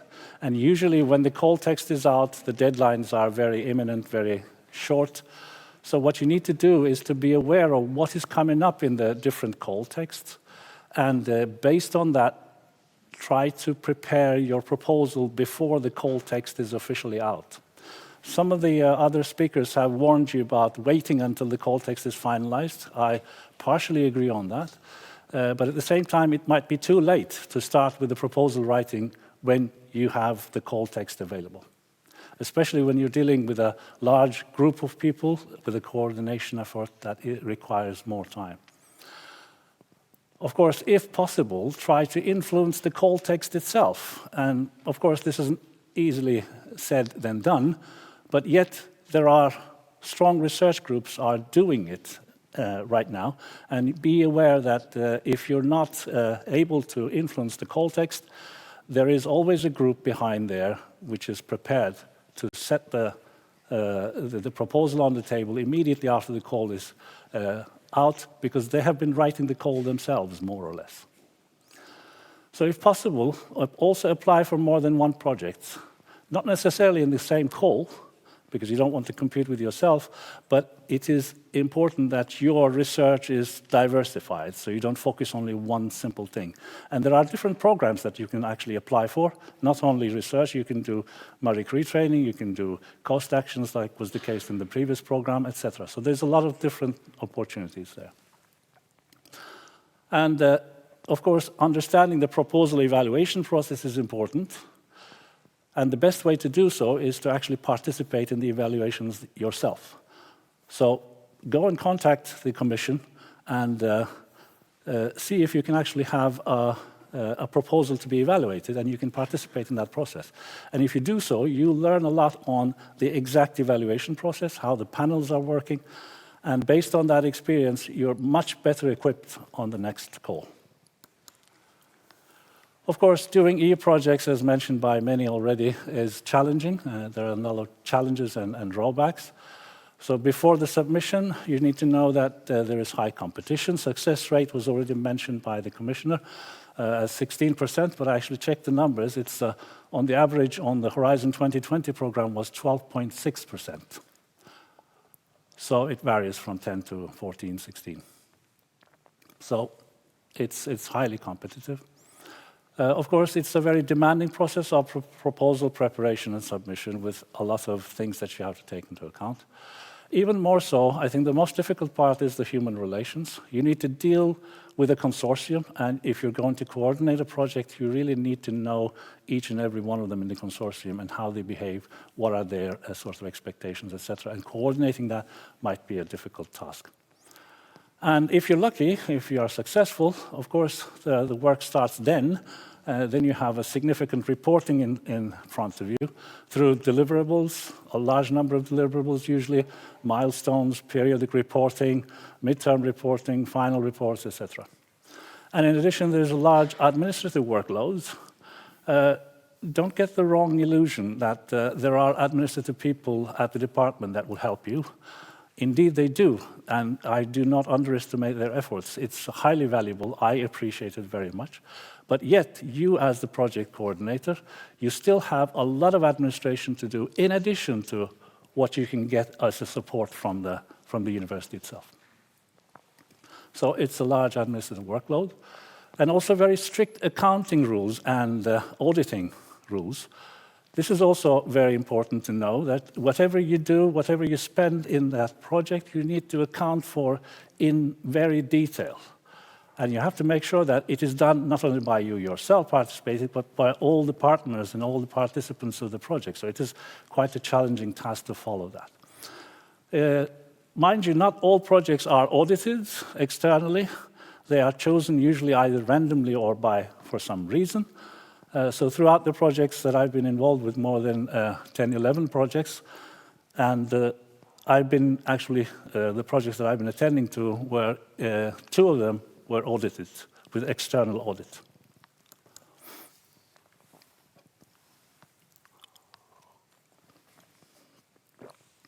Of course, talking about all these drawbacks and challenges, they may discourage you, but there are some fruits to pick up at the end. So the benefits and the synergies, there is obviously, these are the very important things, and this is why we do science. You want to be part of the state-of-the-art research in your field. So that's your prime driving point. And of course, you need to be also aware of that you will be participating with a network of top scientists in Europe. So none of the EU projects are mediocre scientists, I can tell you. They're all top scientists in their fields. And of course, there is a significant scientific impact you can expect from the projects through the journal publications. But I'll give you an example here. There is also a very good citation statistics for the individual reports for the projects. Actually, one of my reports that we wrote had more than 220 citations. And in that specific topic, actually the journal publications that we made in parallel, they got much less citations. So it just tells you that the reports are equally important.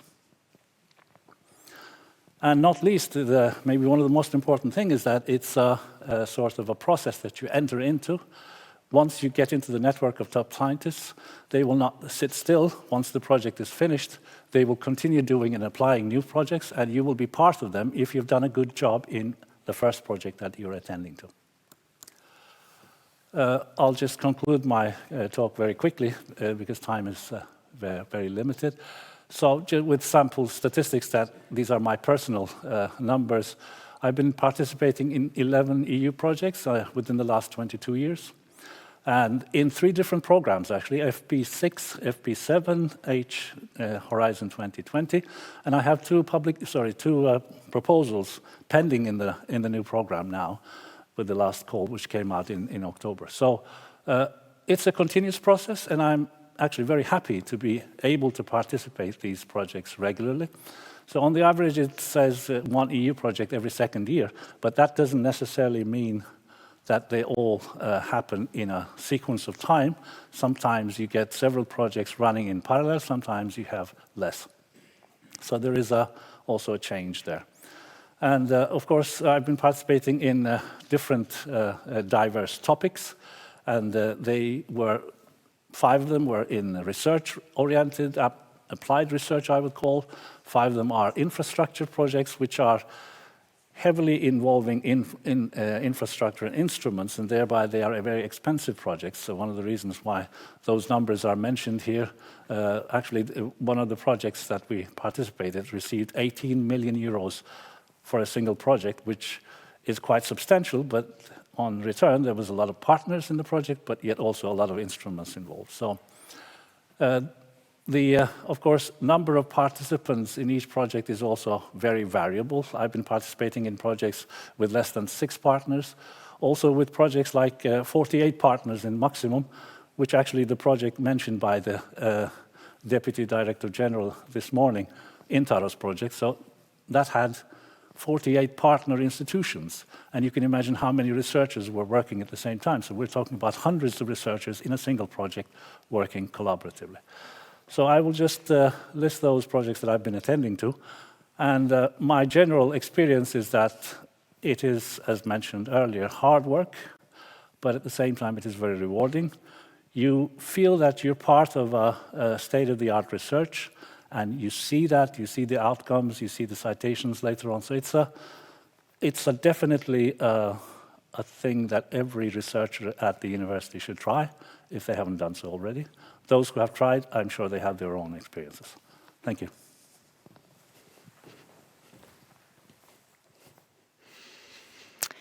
Thank you very much for your presentations, and thanks to all of you for sharing your knowledge. It is great to see that there are opportunities for researchers at all levels, from postdoc to long-term professors, and it seems in all fields of research.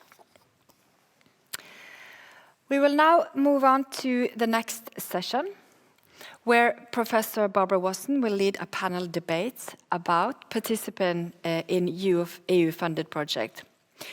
She is the director of SLATE, Center for the Science of Learning and Technology at UiB. The panelists are all from UiB. Their experience is with different kinds and different types of EU-funded projects, both ERC, Marie Skłodowska-Curie, mobility schemes, and also innovation projects. Now we will take a little break to get our setup ready, and maybe you should fill up your coffee cup back at the office or at home. And the debate will start at 12:15. Welcome back.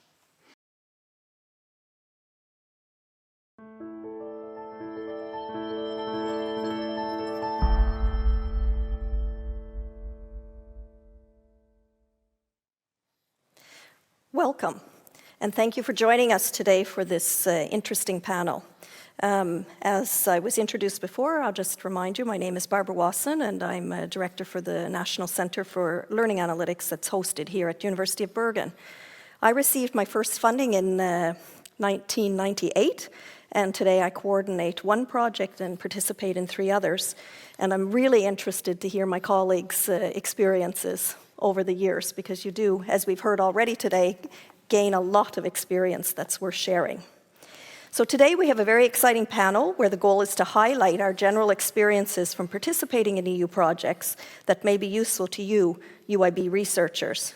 And the eminent panelists are Professor Bodil Holst from the Department of Physics and Technology, Professor Emeritus Kenneth Hogdahl from the Department of Biology and Medical Psychology, Professor Edwin Selland from the Department of Archaeology, History, Cultural Studies and Religion, Professor Ragnhild Moraz from the Department of Administration and Organization, and Professor Emmett McCormick from the Department of Clinical Science. So I've organized the panel such that we'll have 2 rounds of input from the panelists, and then we have an opportunity for questions from you, the audience. So I have an iPad here where I will see the questions that you're asking. So please ask questions, and we'll pick 1 or 2 of them. And then we have a final round of input from the panelists and a final opportunity for questions. We probably won't be able to address all the questions you have, but we will collect the questions, and Fia will decide how to have them answered by you. Okay, so for the first round, I've asked the panelists to briefly introduce themselves and share one interesting experience from their projects. They will also tell us their experience as to whether they've coordinated or participated or things like this. So we can start first with Bodil. Thank you very much. So I started out my EU career, if you want, by being a Marie Curie fellow myself. And then when I was a postdoc at the Technical University of Graz, I coordinated my first EU project. And then since coming to University of Bergen, which is now 12 years ago, I have coordinated 3 other EU projects, one of which is close to completion, the other one is ongoing. and one is finished. And very recently, I also became host for a Marie Curie Fellow. So the circle has sort of closed in a way. A very short experience, I think, in my first EU project, we measured a very important phenomenon called the boson peak on a surface for the first time. We didn't know we were measuring it when we were measuring it, and we wrote a very high impact paper. So sometimes you get nice unexpected results. Okay, next we go to Kenneth. Is Kenneth Hogdahl. I'm a professor emeritus, exactly since 2 weeks ago. And I have been the PI and coordinator and leader of 2 ERC advanced grants back-to-back. The first one was in 2010, that ended in 2015. The second one, 2016, that also ended at the end of last year. And the 2 projects were a kind of connected to each other. So the second one built on the findings and the results from the first grant that or the project that we've had. And my background in the research for both of the projects has been into understanding auditory hallucinations as a symptom in a very severe mental disorder, schizophrenia, but also in a more general sense, how the brain is able to construct something that isn't there, that is this hearing voices, which is also a kind of mind-brain, very general scientific problem. And we are using advanced neuroimaging technology where we are actually monitoring what is happening inside in the brain online while patients are actually experiencing their voices. And perhaps my most important experience from having now been leading 2 ERC advanced grants is the kind of openness and minimalistic approach that the ERC have. I haven't experienced this kind of workload of reporting, administration, bureaucracy. ERC is actually focused on science. And I would like to commemorate them for really sticking to that and don't kind of trade that for other aspects. Yes. Okay, then we go to Ragnhild. Yeah. So about 1 year ago, I got this very nice message from the EU, and that was that I got funding from my ERC application on consolidated grant. So that was the project Success Gender Gaps in Political Endurance. So I have a very short experience with the EU funding, but I do have a long track record for working on and being the project leader of a project funded by the Research Council of Norway. So I've been the project leader of 3 different Free Pro projects and also partners in different projects. But then some years ago, I became the Vice Dean of Research at the Faculty of Social Sciences. And so I was going around pushing everybody else to apply for EU funding. And they said, okay, so what about you, Ragnhild? And then I thought, okay, so I need to do this myself. So I decided to apply for the ERC. It was quite interesting because I have a background in studies at the African continent, politics in Africa, representation, and somehow there was this idea that people working on Africa couldn't apply for funding for the EU. So my project that I got funding for is not just based on EU, but Africa, but also EU and the United States. But I think that there are some kind of ideas out there about what you can actually get funding for. But as Kenneth just said, it's kind of driven by this idea that at least the ERC program, that it's about scientific moving theories and moving your discipline and research agenda further, and all kinds of ideas. If they are just innovative enough and interesting enough, they can actually get funding. Okay, nice advice. Okay, Ivan. Thanks, Barbara. I'm professor of ancient history and pre-modern global history, which means that I work mainly with things that happened a long time ago and in distant places. I operate at the intersection of archaeology and history, and I also try to include evidence and results from the sciences. The research that I have tried for and partly achieved European funding for has on one side been on network and complexity science. Now that might tell us something about the distant past, and also on how climate change has influenced historical developments. I was delighted, but also a bit surprised to be invited to this panel, as in fact I've only been moderately successful in securing European fundings. Over the years, I've applied for starting grants, consolidated grants without success. I was part of a synergy application that was actually approved for funding in 2019, but in the end there wasn't enough money for us on the budget. And I guess my excuse is that I currently coordinate 2 Marie Curie candidates who, however, should have most of the credit for their projects themselves. You asked us to start by relating an interesting experience, and I wasn't sure what to say as I have this limited experience. But I thought I might relate a personal experience from my first and ultimately unsuccessful interview for a synergy grant in Brussels. So even though I'm a professor and I'm not young anymore, I still do get nervous, and I was very nervous about this interview. Not only about the interview itself, but also feeling insecure towards colleagues from more prestigious universities, colleagues from the STEM subjects that have a better claim at doing useful and important research than I have, and not least towards the European system, which, like many Norwegians, I tend to perceive as distant and bureaucratic. So I wasn't really looking forward to this interview. At the station in Brussels, I was met by Christoph, who was then the UIB representative there. He took me to lunch, he told me what to expect. I discovered that Brussels is absolutely charming as a place. The offices and the staff of the EU Commission were welcoming, informal, friendly. Everyone speaks English, not French, as I had feared. The Synergy program is cross-disciplinary, and they were doing interviews for 5 panels at the same time as I was there. So in the waiting area, we met with world-leading space scientists and brain researchers, and tell you what, they were really nice, interested in our work, probably even more nervous than our team of ragtag archaeologists and geologists. The interview was critical, of course, but also very professional.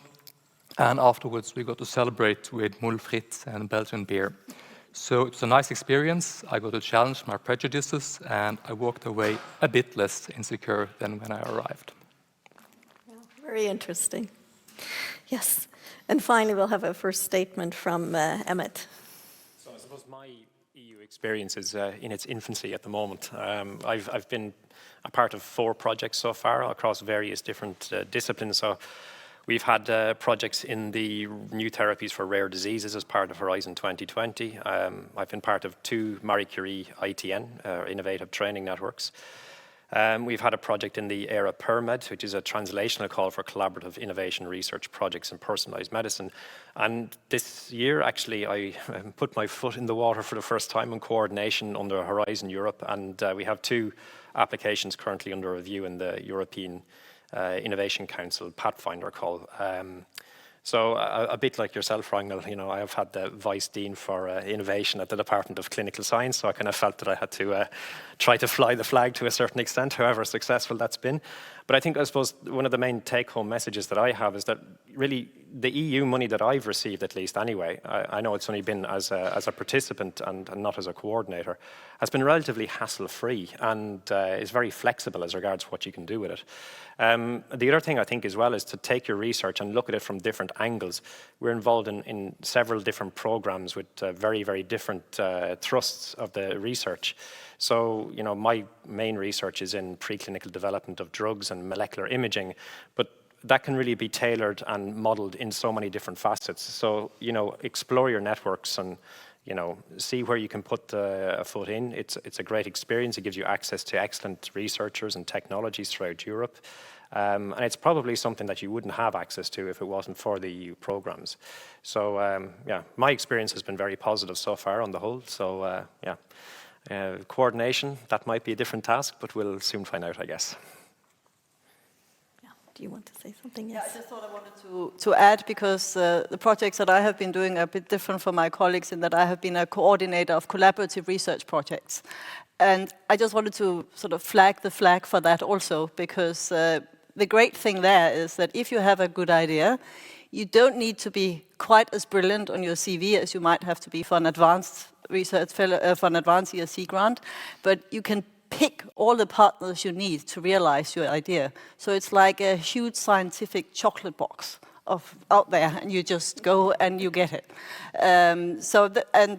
On the whole, the sort of threshold for that is maybe a little bit lower. So I would actually also recommend very much young colleagues to don't hesitate to go out there and become coordinators. And there's a small personal incitement on this, because if you coordinate a collaborative EU project, you actually get a pay rise. You also get a pay rise if you get an ERC grant, and this is a permanent pay rise, and that's also very nice.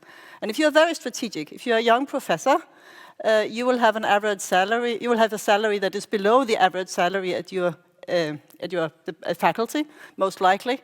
And the system is so that you get an extra amount of money, which is supposed to be on top of the average salary of the faculty. So that, see, yeah. But you were probably above average. You were probably above average when you got your money, right?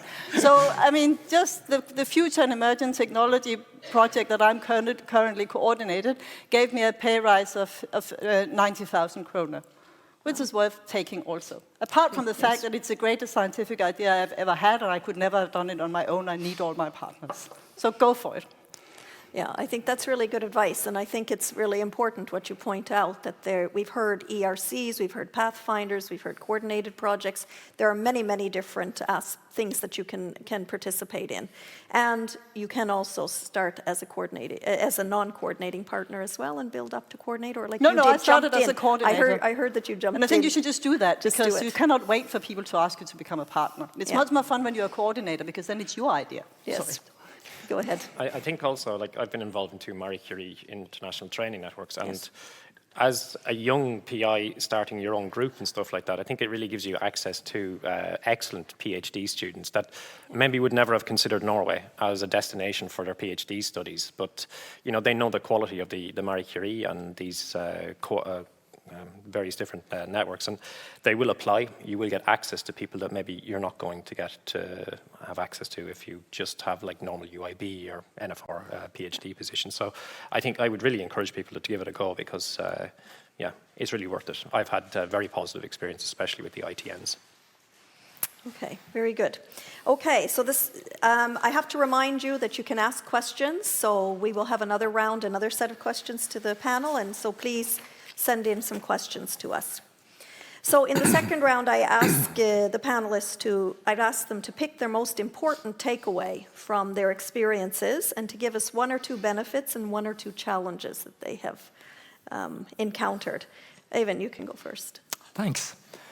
So the main takeaway I have from my many unsuccessful applications and my modest successes is that rejection is not the same as failure, even if it might feel like that initially.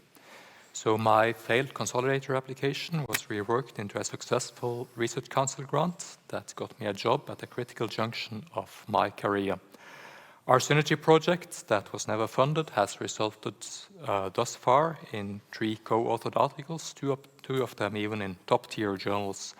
And it has led to fellowships and invitations to take part in other projects that I expect great things to come from in the future. My Marie Curie postdocs exposed me to methods and materials that allow me to develop my own skills and knowledge. They bring highly welcome activity to our research group in Bergen, and they also bring with them their networks from their past projects and employers that will benefit us even when they move on to other projects and jobs. Would you like the benefits right away, or? Sure. Yeah. The main benefit of doing projects within the European framework is clear to me. It's hard, and it's getting harder by the year to get money from the Research Council for doing basic research. Increases in funding have not kept pace with rising costs of doing research, and the competition that was always fierce is getting even harder. Going policy for a long time has been that projects within humanities and social sciences should be integrated into other programs, but thus far this seems more to be rhetoric than reality. Although the same policy applies to most European funding, we have the extremely important exceptions of the ERC and the Marie Skłodowska-Curie program of Horizon Europe. Things being as they are in European funding, this is the best and most realistic option to do curiosity-driven basic research in the humanities. Success rates are higher than with the Research Council, funding is a little more generous, and getting grants is an important career step for those who manage to achieve them, especially for early career researchers who need to stand out in order to compete for the far too few permanent jobs around.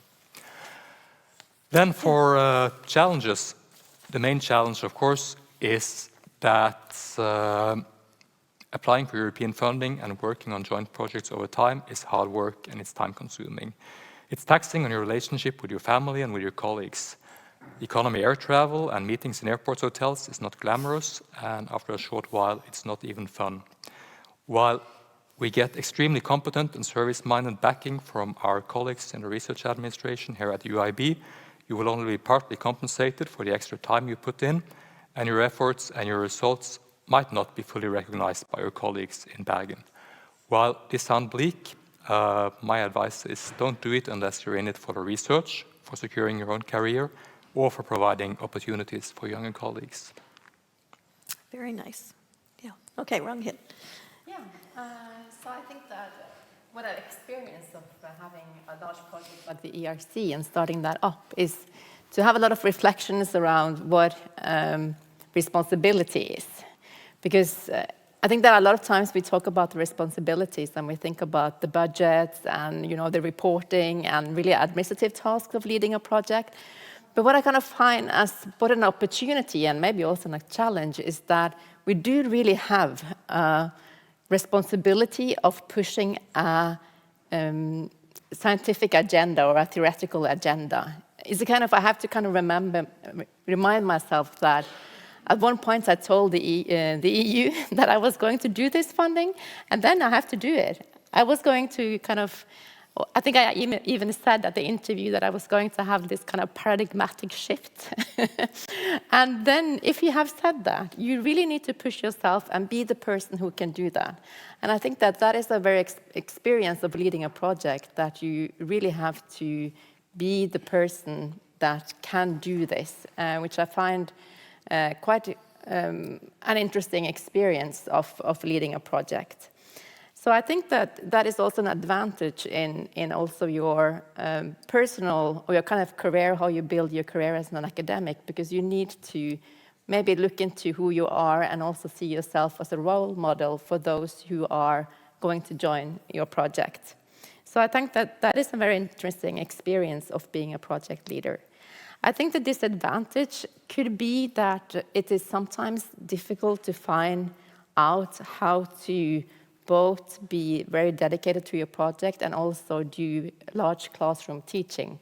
I really think that we need to be, and when you are organizing big projects, you also need to be engaged in teaching. So how to find a way to do that, how to kind of build up the opportunities of communicating with students and discussing your ideas at the same time as you need to do all these things with data collection and all the other things and publication that you also need to do.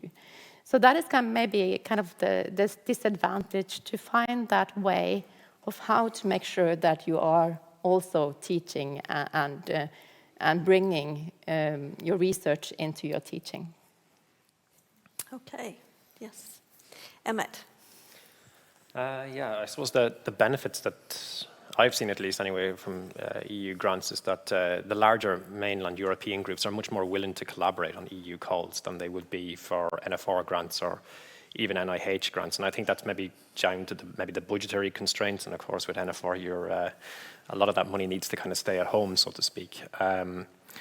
I find that we've been able to get much greater access to innovative technologies through the EU calls, and particularly with the Marie Curie grants as well, the ESRs get access through these secondments, which are organised through this application, to leading European groups which is very, very good for their career development. They get to see other places, fantastic innovative technologies. They get to establish their own networks as well and come back to Bergen with new ideas and kind of really buzzing with scientific excellence, shall we say. I think the main challenge that we've had, at least I've had, being like a participant rather than a coordinator of these grants so far, is to know who the coordinator is and what they do. We've had experience with academic coordinators and industrial-based coordinators, and the industrial ones are not really that interested in the science and the breakthroughs. They're more interested in the outputs, basically, and how your results are going to contribute towards their development. So I think, you know, when you go into these things in the first times, I would maybe go for a scientific collaboration rather than an industrial one, because I think it'll be a much more pleasant experience initially. And with these Marie Curie grants in particular, it's really important that the coordinator has previous experience. We've had one where the coordinator didn't have so much experience, and that was a little bit of a mess, I have to say. Particularly around the midterm time, we had a lot of coaching of the students as regards what it was that they were supposed to say rather than what they had actually done. Whereas the experience of the ITN that we're involved in now, they have run 2 or 3 of them before, and they're really experienced. They know the drill, and they've set up an excellent package for all the ESRs and for us as well as supervisors. The other thing I think I would suggest as well when it comes to the deliverables of your EU projects. The more deliverables you have on the project, the more you have to report on them. So the take-home message here is limit your deliverables down to a few things. It'll limit the reporting dramatically, and you get more time to spend on the science. Yeah, I like that last one. That was my experience as well. I remember we had a really good coordinator, and he minimized the number of deliverables we had, because you always felt, my experience in the beginning was we always felt we were writing the deliverables to the reviewers, not to the science. Yeah. And he was very good to turn that around so that we could do that in a better way, so that it was giving us benefits as well. Interesting. Bodil. Well, obviously, benefits and disadvantages and challenges are very project type dependent. Yes. And I will speak as somebody who does very technically demanding project as a coordinator. And the main benefit there is that I need people who can make a nanometer resolution resist. I need people who can make these lithography masks with these holes, and they are not there in Norway, and I cannot do it myself either. So my benefit is that I can do my projects. I wouldn't be able to otherwise. Maybe the main challenge in any EU project, in particular these kind of projects where you are so dependent on everybody delivering, is make sure that you pick your partners well. And always think about, when you pick your partners, what benefit is in it for them. Because, you know, if this is going to work, I'm going to be famous. But what about the other partners? Are they also taking something with them that is important for their career?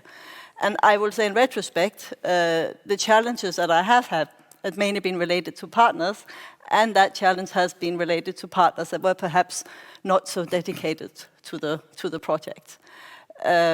Regarding deliverables, I mean, just remember when you write the proposal that if you don't have enough and well-quantified deliverables, then you're not going to get the grant.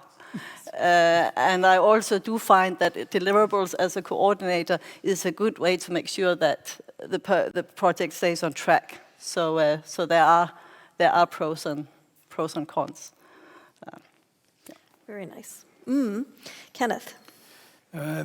Regarding benefits, and I first of all, I agree with Bodil that, of course, benefits and challenges are project contextually dependent. And I talk for the ERC Advanced Grants, that's my experience. Now, with regard to benefit, let me start by giving a quote from the Nobel laureate Edward Moser, who I think it was in 2015, was standing right here in this place.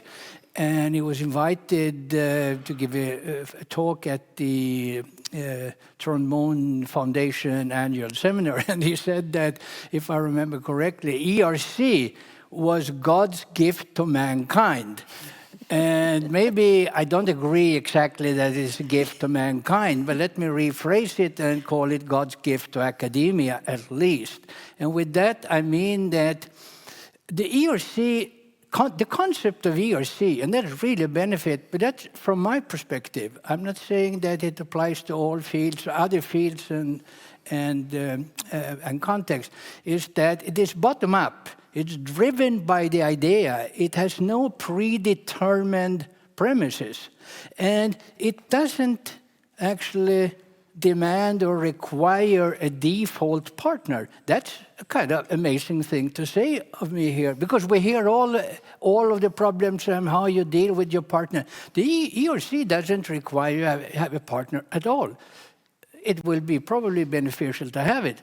But if you have such a great idea and you only need a small research group to pursue that idea, there's nothing inherent in all of these kind of top-down additions that we so typically encounter today when we apply for research grants. We have to have 100 of different aspect thinking. ERC says, come on, have a great idea, put it down and apply for it, and if it's good enough, we give you the money, and you decide what you want to do with it.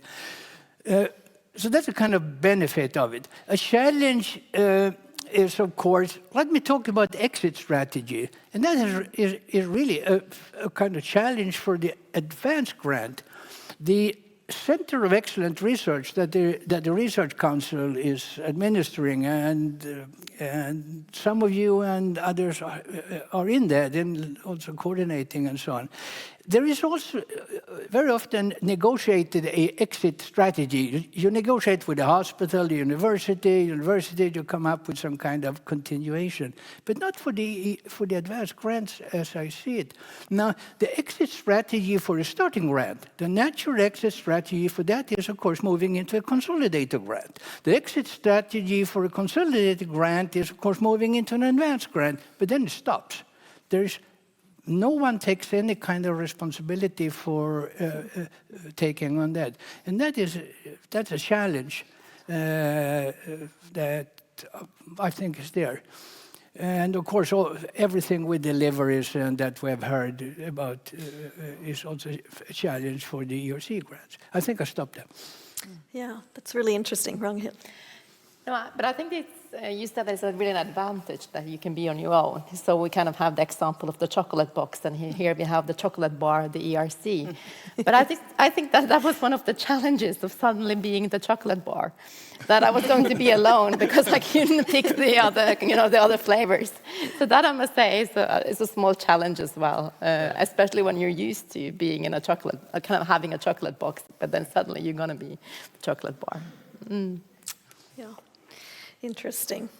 Okay, I challenge the listeners to send us some questions. You've got these great experienced researchers here, so please ask us some questions. I think we can move on, and I've asked people to give one or two pieces of advice to those of you listening. We've had some advice. I've heard quite a bit of advice already, but now I'll ask them to spice it a little bit, make it a little bit more. What's the best piece of advice that you would have, Emmett? So I've written down here, basically, identify the call early to get the help that you need. The university has an awful lot of structures, to help you get along, including PES Midler, to support, travel for project meetings and getting coordination in gear. And the earlier you start, the greater the chance of success. I had one attempt at ERC, the Consolidator grant. I think we started 3 or 4 weeks before the deadline, and this caused quite a lot of consternation amongst the research advisors, and we got to the interview and actually missed out by just a little bit. But I would also really encourage people to try and go for the ERC, because I have heard people saying that they're afraid to apply unless they've got a really good project and a really good publication, because if you don't score well, then you'll be excluded the next year. But I think you should, go with your gut instinct. If you feel you've got a great project, just go for it. The threshold is much lower, I feel, in Europe than it is in NFR to be able to be successful. And with that failed ERC consolidator grant, my experience was the same as yours. I ended up getting a Research Council of Norway grant out of it, a Cancer Society grant, and also funding from the Western Health Board of Norway. So actually the total sum of money that I got from my ERC application was greater here in Norway. Yeah, I think the NFR program is what success rate is somewhere between 4 and 8%, depending on the year if you go for free pro, whereas the threshold for success in some of the European programs are 15 to 20%. So, you know, it's a much better chance of actually getting something from it. I would say be very, very clear when you're put, like this year and the end of last year have been my first experiences of trying to coordinate a grant. And the big challenge that I found was that we were very good at sitting down and discussing the science and getting the program together. But then the stumbling block came when we started to discuss the budget. So I think be very, very clear about with your partners, you know, how much money is actually available to them, how much you will need as a coordinator to get your work done. And I think that should be one of the first things that you should really try to identify at the beginning, because, you know, some people may get a little bit offended towards the end or, you know, annoyed about the limitations in the budget. So, yeah, that's... Okay, thank you. Bodil. Right, well, my first piece of advice, which is maybe a little controversial, but I have had great experience getting a consultant to help me writing the proposals. The last two proposals that I have written, I had Ada helping me. We have great chemistry, and one of these proposals, this was the third time I submitted it. It was an ARANET collaborative proposal, and only when I got Ada on board did I actually get it. And if you have a good chemistry and a good consultant, I mean, not all of them are good, you know, it's like having your own private executive assistant. She does everything and all this budget stuff, right? I mean, she negotiates with the partners, and she helped me with all this impact stuff, and it was fantastic. But she was also a very qualified reader. She had a PhD in graphene research, which was very relevant for what we did.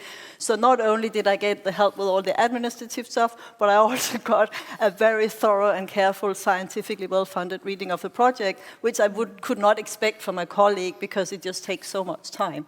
So, I mean, I'm a convert, right? And I can say that I started with this because I got some extra money from the Research Council of Norway, so this is maybe an additional tip.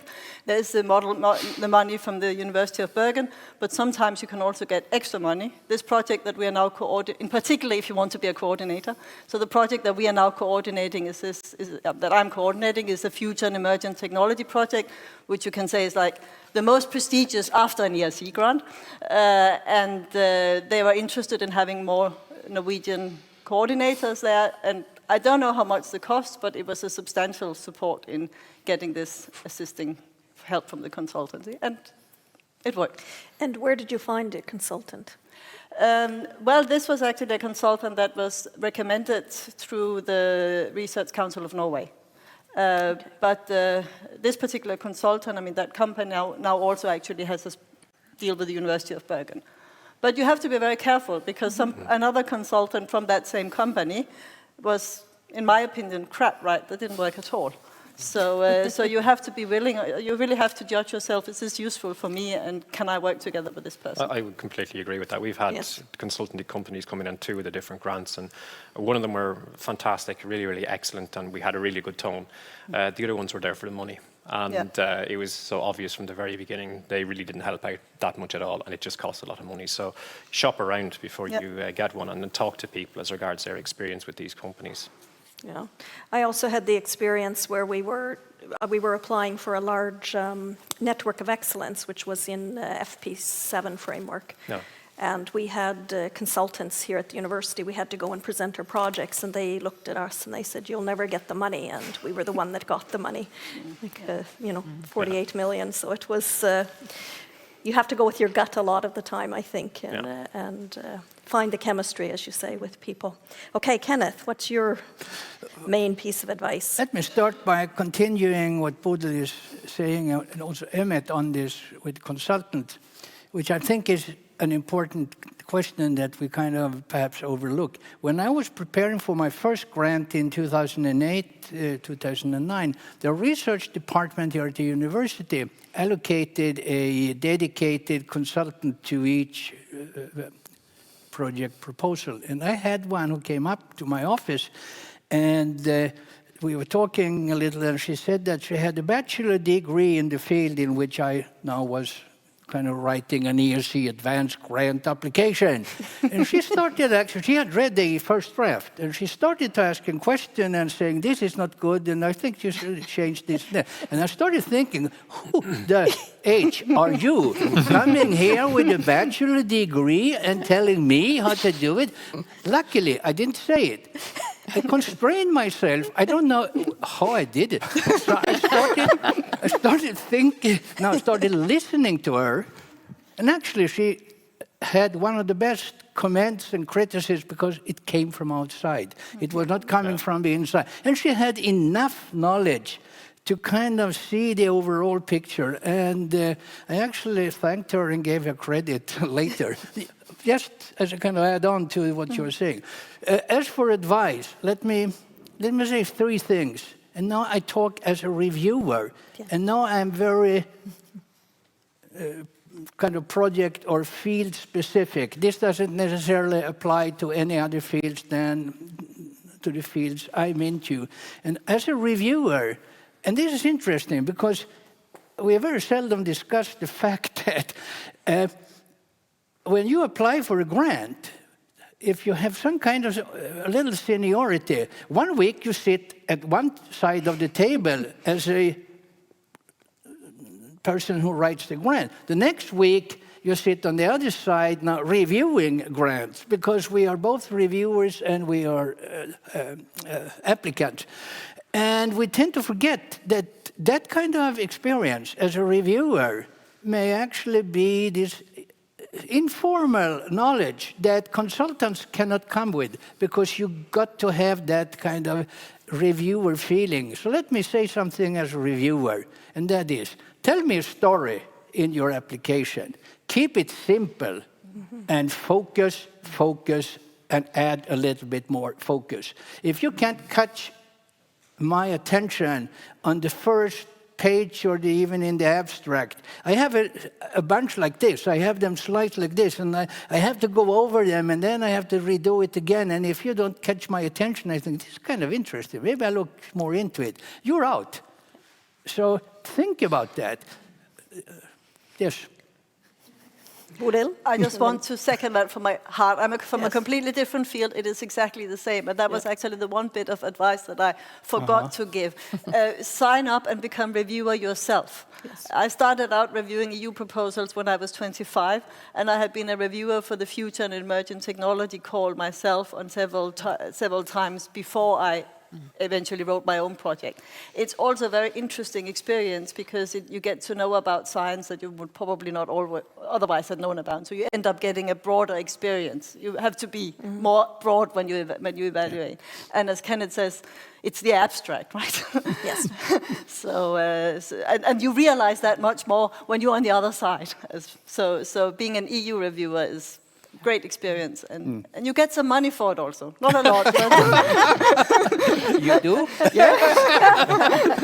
Well, actually, not ERC. That's right. I don't think you get paid for doing ERC evaluations, but you get paid for doing evaluation of collaborative research projects. Okay. But in the old days, they used to lock you in the basement of a room in Brussels, and you weren't allowed to leave till you emerged with the 5 that were getting it. Nowadays it's online, so it's much more pleasant. No, it's a pity, because when you were locked in the room, you got to speak to other people. That's true. Yeah. So I prefer being locked in the room. Okay.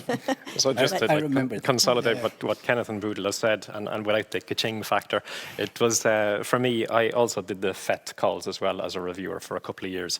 And I found that really, really useful when I was writing my own application to Pathfinder this year, which is kind of the next iteration of FET, because you get to see what a really, really crappy grant looks like, and you get to see what a really pure, excellent grant looks like.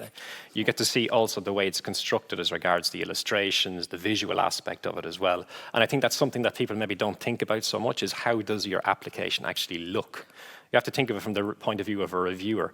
If you have a really nice document with like boxes that highlight their key points and everything like that, it really makes a huge difference as a reviewer compared to something that's just black and white and just monotonous text after the scientific quality can be amazing, but you get so bored of it after a while, and you've got quite a few of them to do, that maybe I'll go for the flashy one a little bit, even if it's a little bit crapper on the science. Yeah.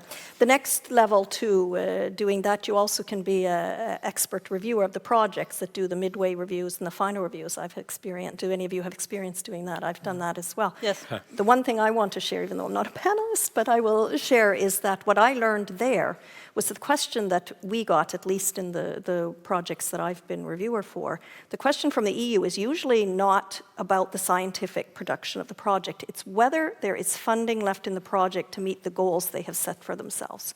Because they're there to defend the use of public funds, so they want to know, is the project progressing and do they have money to continue to do it? And I have been we have stopped a project before, that we stopped the funding for it. So that is also possible. So you have experience doing this as well.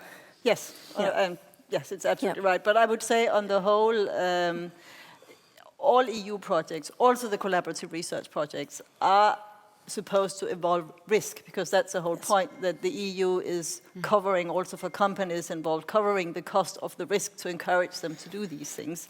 So that also entails that things can go wrong. And so I think that you should not be too worried about whether you don't actually manage to meet the deliverables and the goals that you have set yourself. As long as you are clearly working toward the project tasks, I think I never had any other experience than that then the Commission is perfectly flexible also, even for these collaborative research projects. So I sometimes feel that people have a slightly wrong perception of what you're expected to do. And research is always containing risk. The reason that all these wordings maybe are sometimes reading a bit strict is the fact that there have been people involved in EU projects who have not really been serious about the science, but basically have been in it just for the money and not really working. And those are the kind of projects that obviously must be stopped. But projects consisting of people who are really trying their best and doing the science will be absolutely fine, even if they don't reach their goals. I speak from experience, because we don't manage to reach our goals most of the time.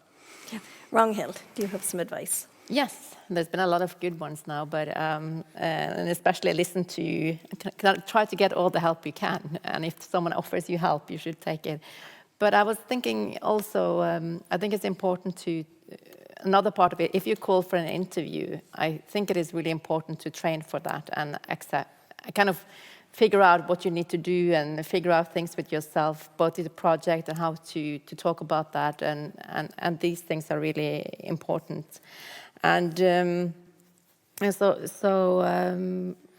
but also I'm thinking that it's important to plan for it, sometimes for years, if you want to apply for something like an ERC. So, and maybe it's not for you, but also think about if there are some parts of your profile that is not really well covered. Do I have an international career enough? What does that mean? What do I need to do that? Things like that. Think about how to actually address the requirements that are there. And I think that is also very important, and also something that we should talk to young scholars about. You know, what is it that is expected if you're going to, in your future, apply for funding in the EU and other things. Yeah. Okay. Yeah. Just very if you want to apply for an ERC starting grant, then the main tip I would say in that context is make sure that you have some publications where your PhD supervisor is not a co-author, because they're looking for scientific independence, and that's one of the ways you can document it. It's a bit crazy and silly, but that's just, I think, a very concrete advice that I recommend. I'm not saying you shouldn't try to apply for an ERC if you only have publications with a supervisor, but if you can get a couple of publications without your supervisor, it's a good thing. Yeah. Emmett. I would just reiterate about the preparation for the interview. I thought that this was not going to be a problem, but it really is a pressure cooker. There's a clock ticking on the wall. You really need to prepare for it. And I was asked to bring a load of extra slides to prepare stuff, and I was asked for 2 bits of information. I had so many extra slides, it was buried in there, and I couldn't give it. So, yeah, prepare correctly. Yeah, so that was one of the questions from the SAL, actually. Do you have any concrete advice about the ERC interview? Yes. I have one, and that is to use mock interviews at the local place. Yeah. And I have been into a couple of those at different ERC levels. And that's very, very informative, and it's very constructive for the person applying. Because sometimes these mock interviews are actually tougher than what you see when you meet the ERC. Because as the interviewer, you don't have the responsibility to make a decision. We can be as tough as we want to it, and we don't have this kind of pressure you have on you, because you have to think in a different way when you're actually sitting there in the panel in Brussels. Yes. So mock interviews is what I recommend. Yeah, and you've recently been through this. So. Yeah, regarding the interviews, stay on time. There's a clock ticking on the wall, as it was said. Don't put a lot of information on your slides. They will not be able to see it because the room is very large and the screen is not very big. There you go. Very specific advice. Okay, and you have the last piece of advice. You get to come. Yeah, on a more general level, I would say that lots of people think that writing applications is something you do in order to do research at a later stage. And of course, that's true, but only partly so, because researching and writing applications is when you get to delve into the state of the art, sometimes to work your way into new fields, to explore theory and methodology that can help you master a new material. And this is obviously also research and a really exciting part of it. And it will also lead to different kinds of payoffs, even if you don't end up getting the grant in the end. Okay. Do you have a final piece of advice? Yes. I was just thinking that the clock is ticking, and I felt I was back to the interview. So I'm just going to say for the interview, the mock interview and all that, I had a lot of training. And I also I had to do it. I wasn't an in-person interview. It was actually online. So you also have to think about, is this online and how do I talk? How do I convey a message naturally when it's digital, like through Zoom? So that was quite interesting. So I was actually walking around before my ERC interview, standing outside talking out loud. And I remember there was a neighbor coming by, and I was just like, oh no. But this is just, I said, okay, but I'm going to get that grant. So I'm going to be a stupid person in the neighborhood, or maybe what they call a nutty professor in the neighborhood to get it.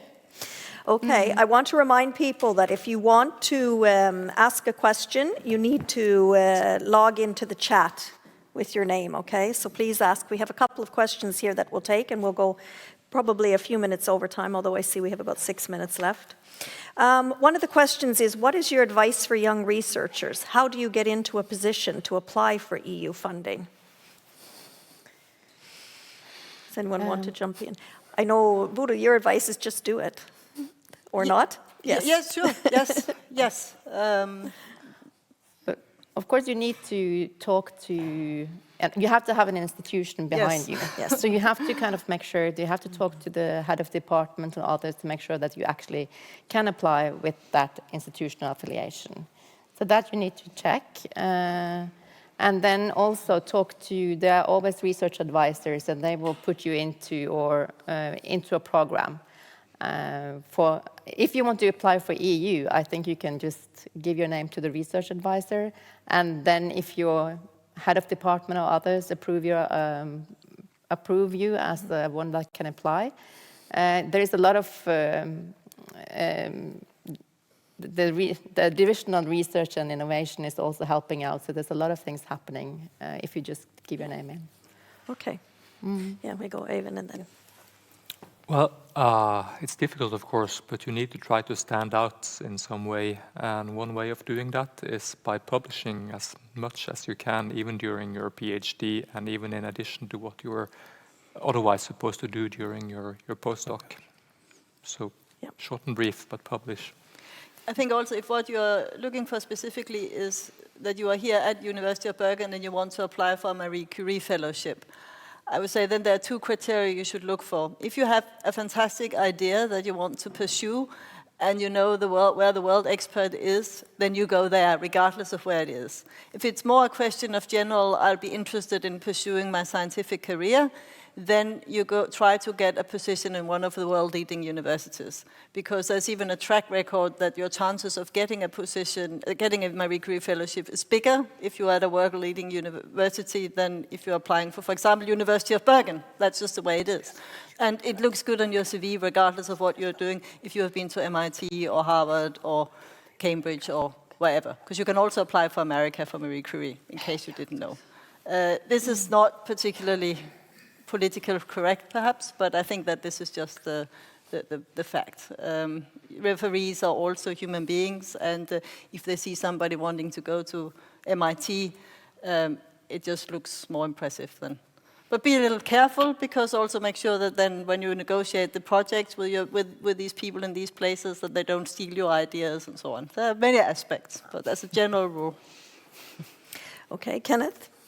I would say believe in yourself, and stay with your beliefs or ideas, even though you may meet criticism and opposition at seminars, at your department, etc. Remember, academia is competitive, and it's not always that everyone would jump up and say hurrah, hurrah when you present a novel or a new idea. But believe in yourself. You're probably better than what you think. Okay, and one final question. We have 2 minutes, and that is, how do you find or build a competitive consortium for those of us that have had that, Bodil? Well, conferences. I actually exploited my network that I have gotten being an EU evaluator also. And it's really about, there's no miracle solution, but it's also entirely possible, and I've done this in a couple of cases. I've just read in the literature and have realized that these are the people who can do what I want, and then I have approached them. So there's not one way. But what is very important, obviously, is that you meet in person with the people beforehand and check that you have a good chemistry. So I would never just based on online meeting. I would always make sure to go and having met in person all the people in my consortium beforehand. And brace yourself for surprises. That's just the way it might happen. I know that there's PhD students out there listening as well, and one of my suggestions is that you go to European summer schools. If you go to summer schools, you start building your network as a PhD student. You'll meet colleagues that will be your contemporaries through your career, and you start to maybe co-write some papers with them. And that's quite important to do as well. Yeah. Anyone else have final advice? Last word. Yes, and it's important to remember that those who are evaluating you are kind of international scholars, and not necessarily your colleague. So you need to think about that and how that can be an advantage and how that can be a challenge. So you need to think about who you speak to, and I think that's important also when you write your proposal, that you need to know your audience. Who is actually going to read this, and what kind of qualities are they looking for? Okay, with that, I think we finish this panel. Thank you all for the really insightful and interesting input. Thank you.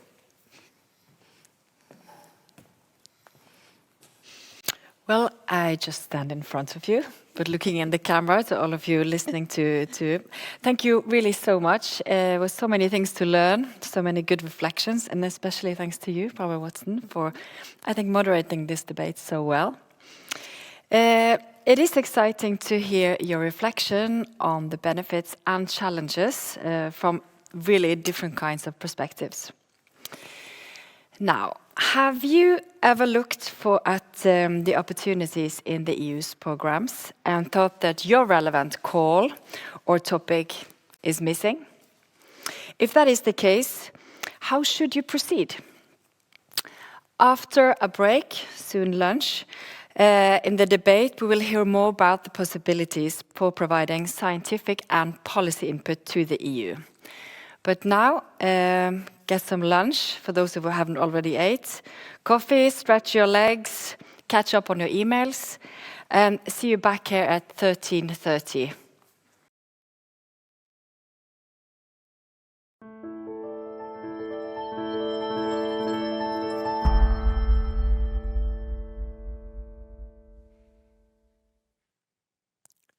Good afternoon, everyone, and welcome back to this first session after the lunch break.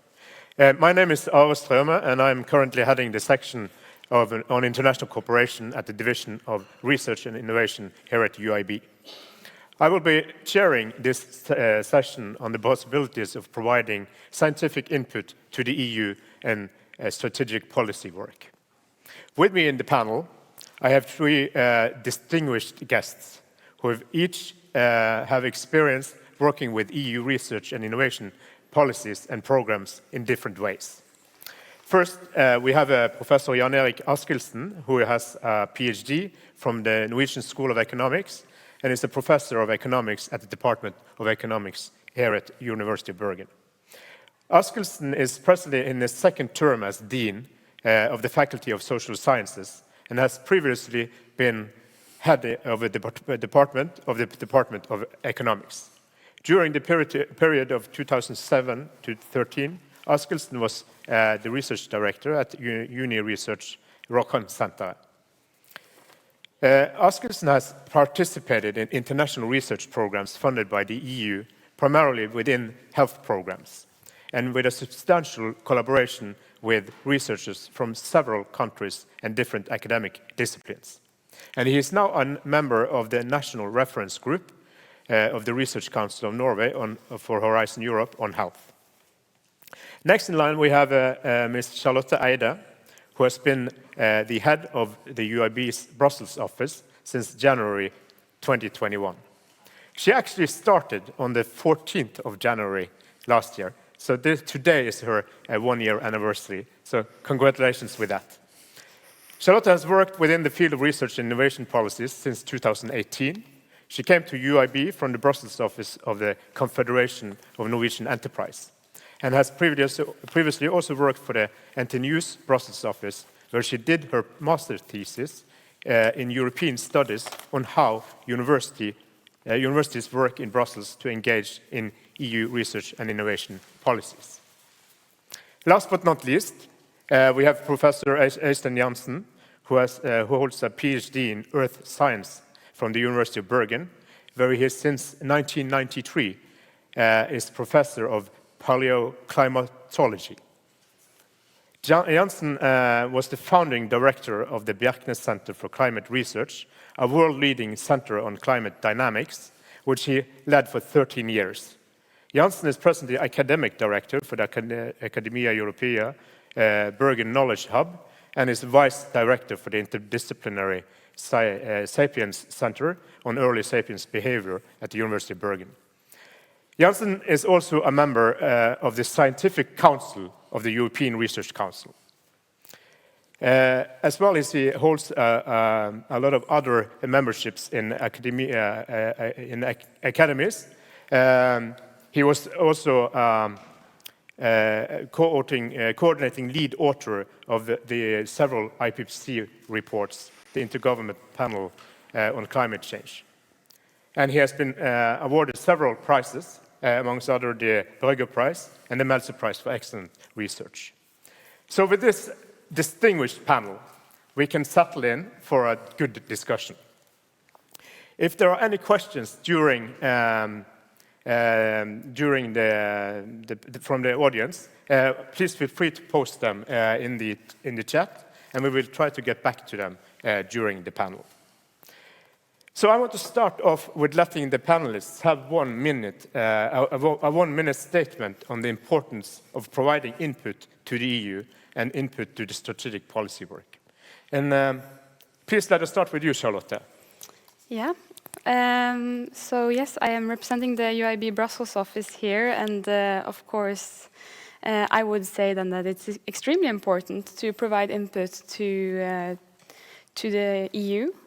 Especially if something is really important to you and it's something that you burn in with. Why? The EU Commission is relatively small, given the number of people that they actually represent, and they need expert input.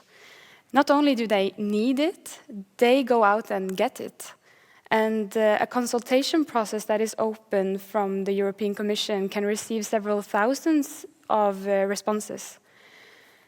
And this, all of them are read, and they are read manually, and no one is overlooked.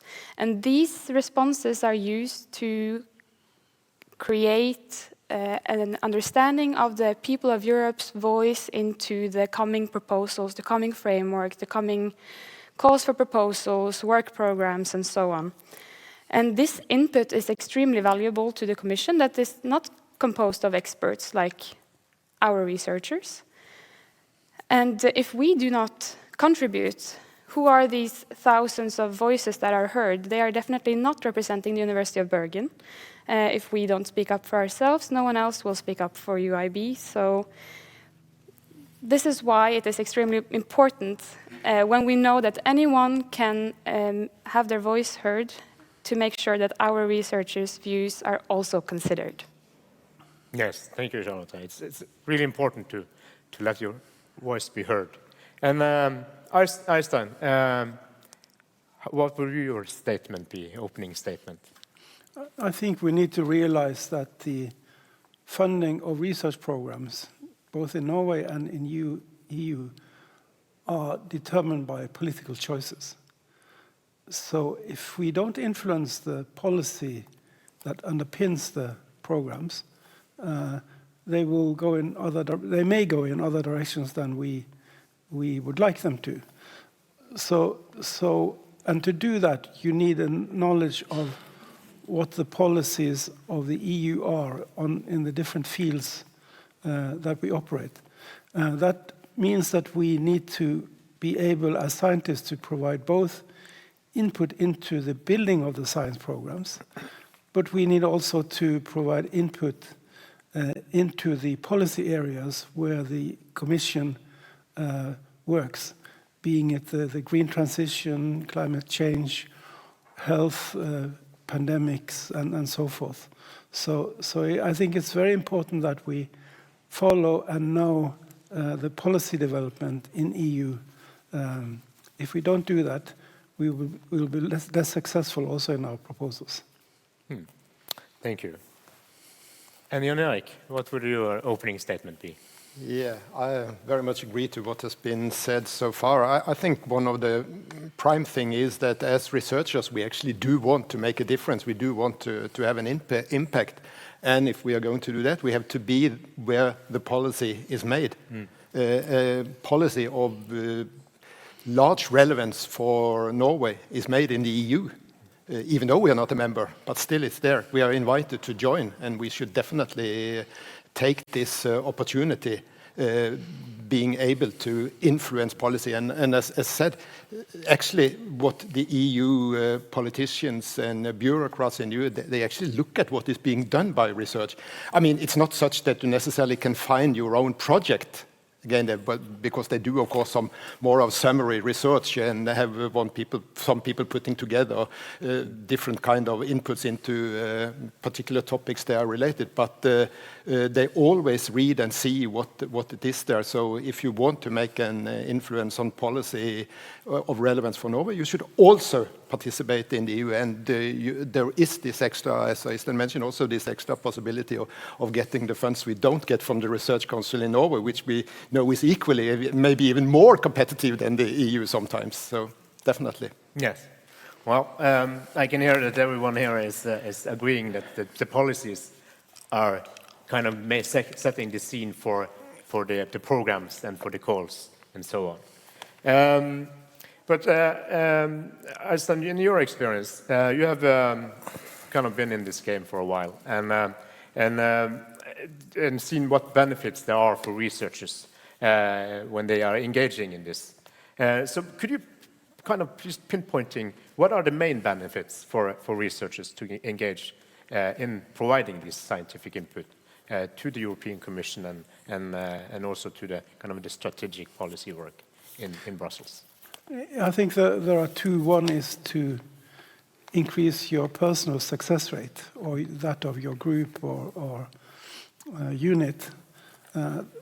There's a large benefit there, but there's also a benefit on influencing the formulation of upcoming calls, the work program of the various aspects of Horizon Europe are are not cast in concrete once the funding for the 7-year framework program is done. So there is also, it's also important to influence that, and you cannot do this, be successful, especially in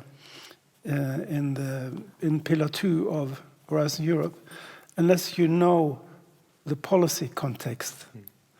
So you need to know the policy context, you need to construct your proposals and have reference to the relevant policy documents so that you phrase your proposal, the relevance of your proposal into that.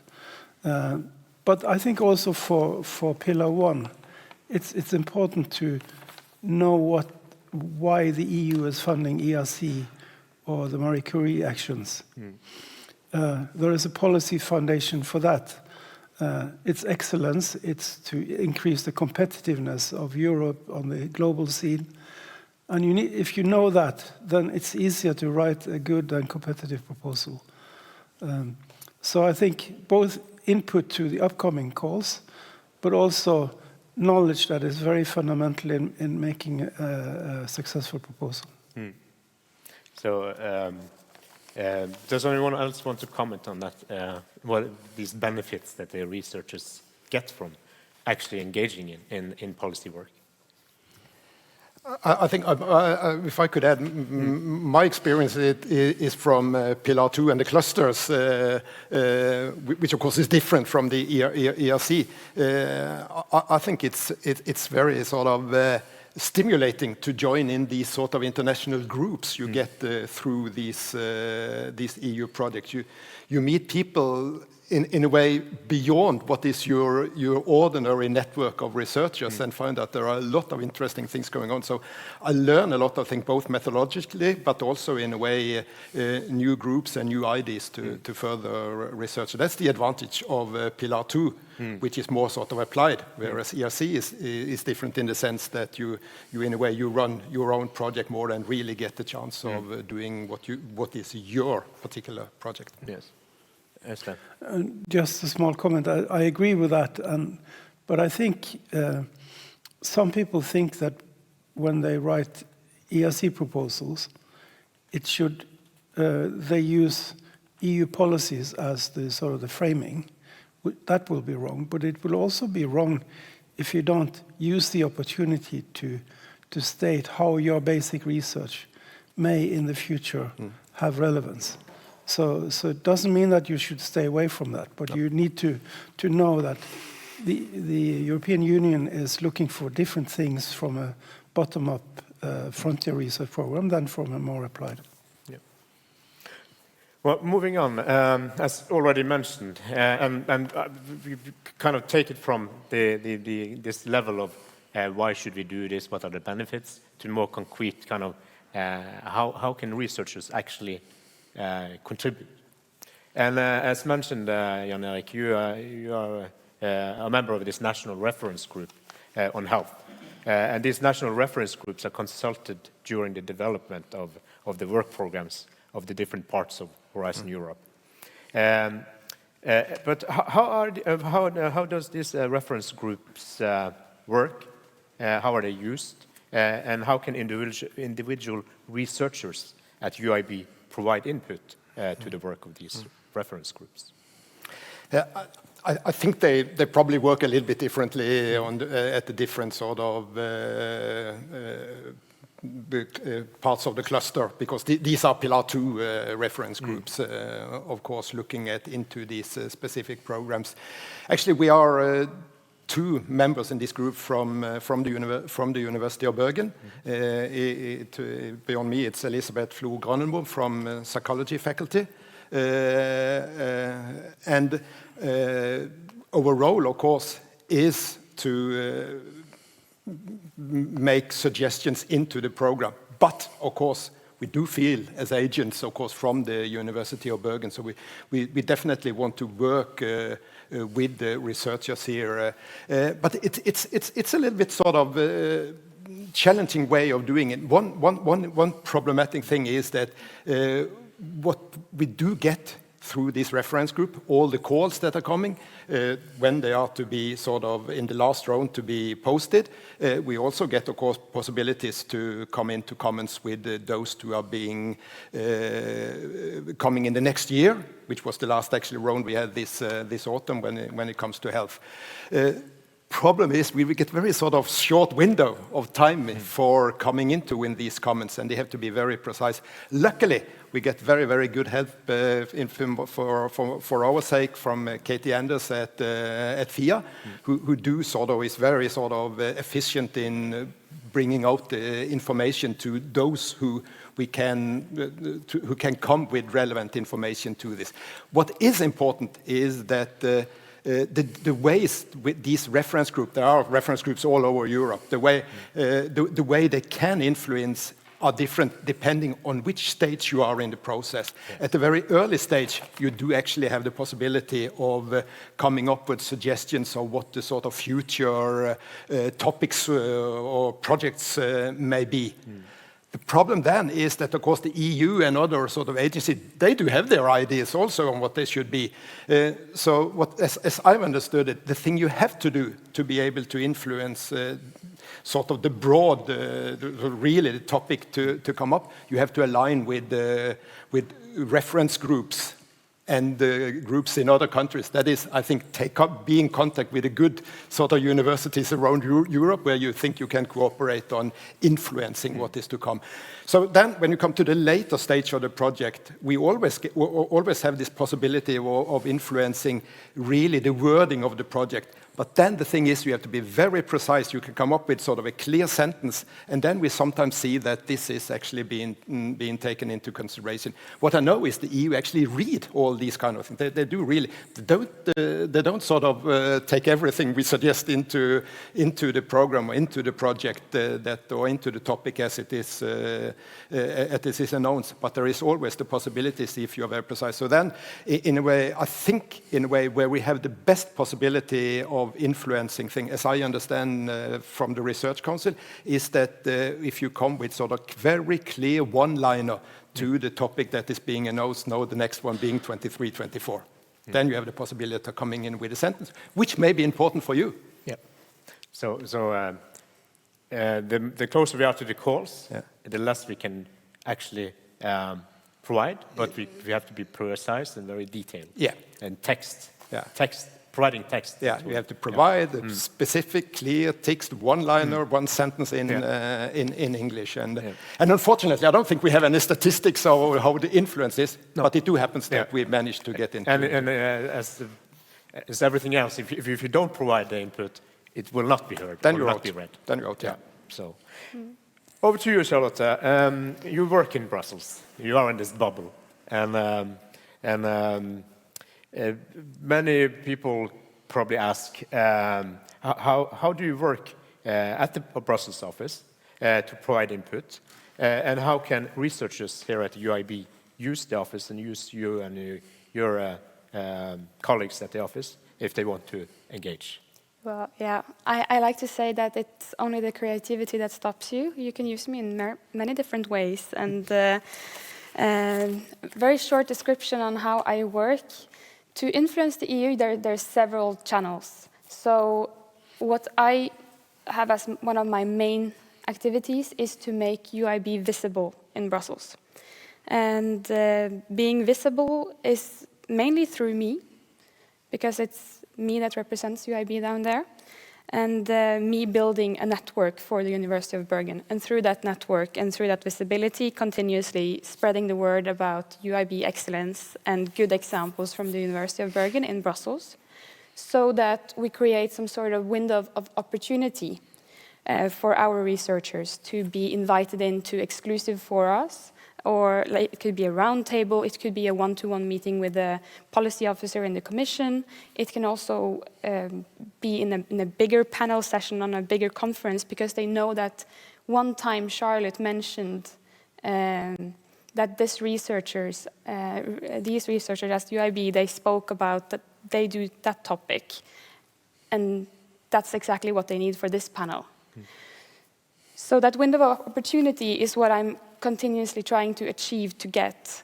And when I walk around in Brussels, I don't only carry my own identity. I am UIB in Brussels. And that's how you get to know people down there. You're always the organization that you represent. And so people are expecting me also to speak well about UIB when I meet them on a topic that is also relevant for the people that I speak with. When it gets to how you can use the Brussels office as a researcher, of course, I want to be the person that furthers your message in the Brussels bubble to my network. So if you have good ideas, if you have something that's very important to you that is heard and you want to see a change, speak about it, talk about it in social media, send me an email, talk to your local advisor, talk to me. We can create a message together. We can find the right channel for that message and which audience we want to receive it. And then think strategy together. You don't have to think strategy alone. I want to strategize with you. So, and I can also already tell you that I already reshare a lot from many of our researchers because I follow many of you on Twitter. I follow many of you on Facebook. I read all the news sites at uib.no every week to see if there's something new that I need to share and make known in Europe. So, and lastly, I want to say that the Brussels office is also a great place for you to build your network. So come down and use the office, take a week, sit in our office space and take part in my activities for that week and get to know some people in Brussels. And we can also set up a few meetings on the topic that interests you. So. Well, that's an invitation for the audience. We also have actually offices that the researcher can use. They can sit there for several days or weeks if they want to build something. It's hard for me as a person from Bergen to say, but it's easier to get people to fly to Brussels than to Bergen. So if they want to have kind of a startup meeting or meet people from all over Europe, it's easy to meet in Brussels. So yeah. Anyone else want to comment on the Brussels office and kind of the Brussels bubble? Yeah, I will just support what Charlotte said. I think to us up here, and I know this from my own experience, it's a bit overwhelming and thinking about, can I influence this big animal down there? And Brussels is so big and there are 10,000 people working for various aspects of the European Union. But it's not so difficult. And I think which is that especially if you are in an already funded EU project, you should use the opportunity to hold meetings, to meet the policy officers of the Commission, to hold seminars. If it's very policy relevant, could be meetings in the European Parliament. So there are many ways in which the Brussels office can facilitate networks in the Commission and being known by people working in the Commission can be very important. And I know, not from my own experience, but from others who have been very successful in getting continuous grants in Brussels from this knowledge, because they're seen as experts and the Commission needs expertise and they will take it from where they know it comes from. So if they know us, then so thinking about being more active in Brussels, meeting people there, knowing people there with the help of the offices is very important. Also when you build up a project, I think, having a consortium meeting, maybe inviting people from the Commission to give some input as to what they're really looking after in this field. There are lots of opportunities there, and the Commission is much more open than many people think. Yes, it's. I totally agree. And as you are implying, some researchers would find it kind of intimidating to work politically at the European level. Jan Erik, what would you say to them in order to make it easier for them to do this?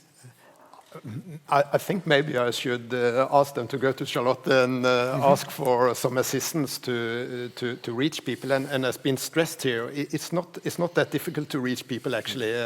I myself been involved in sort of through different kind of contexts, meeting the right people. So in a sense, it is the kind of thing we do like often, sort of talk to those who have input into the policy process.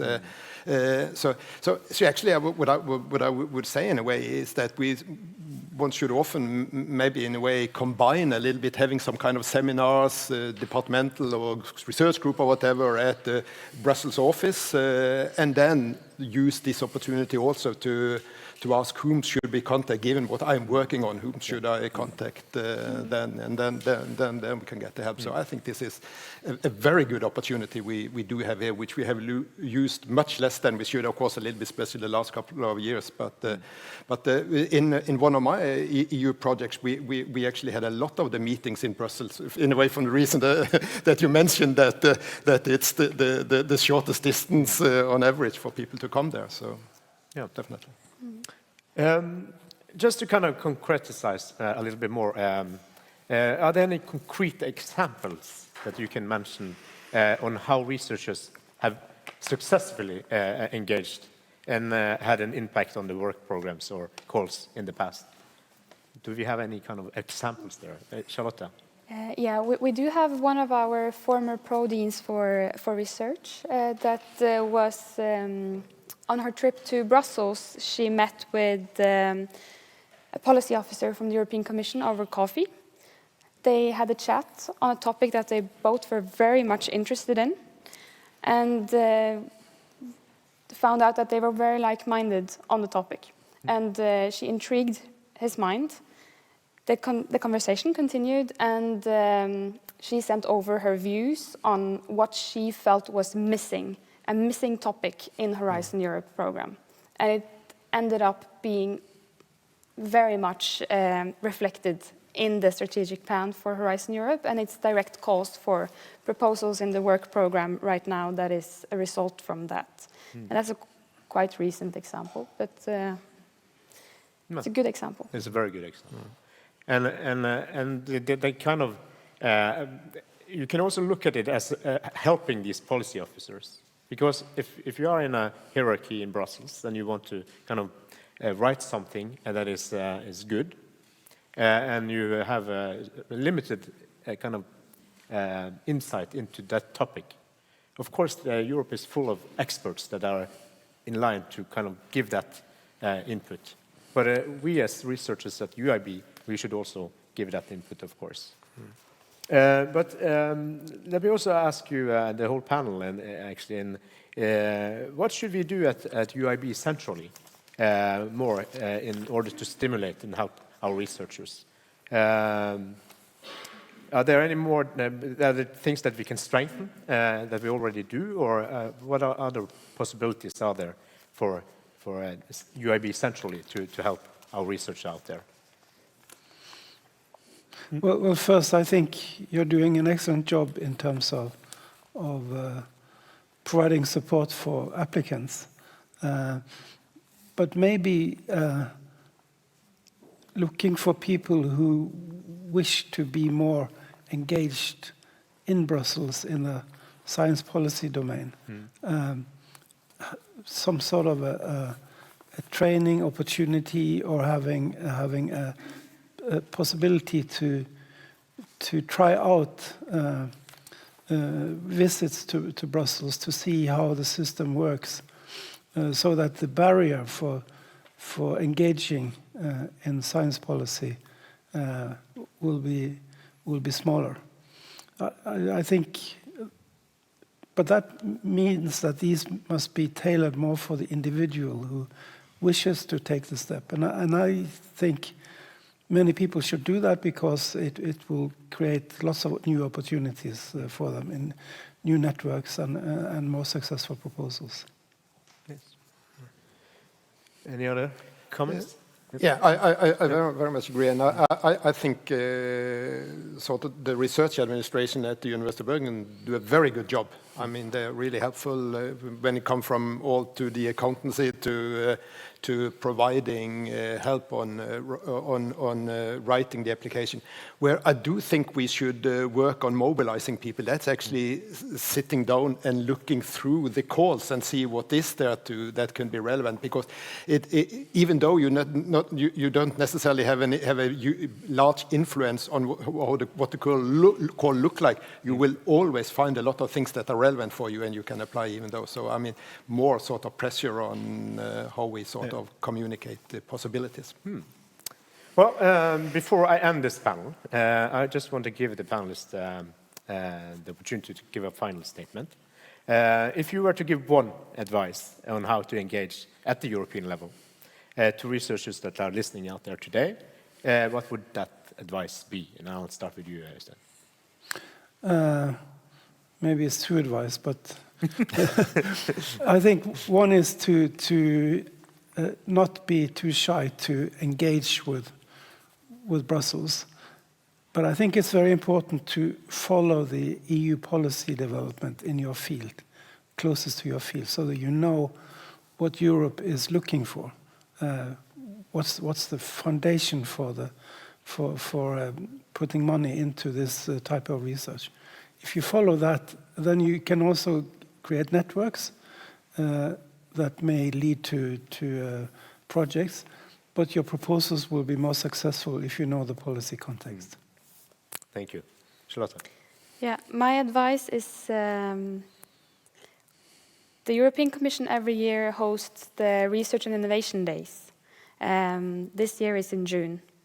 I recommend that you register for that and that you really look through the program, find the workshops, the panels that you are interested in, and participate.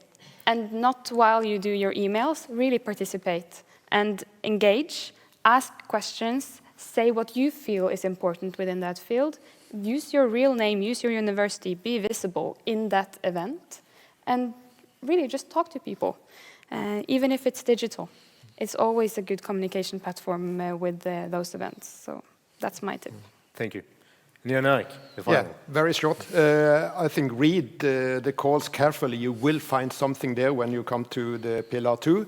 If you want to do groundbreaking research, work a long time on building your CV and a good project for an ERC application. And when you are building the consortium or whatever you do it, contact the Brussels office and use the possibilities to get the help you need there from policy input. Yes. Thank you. Then I want to warmly thank all three of you for participating here.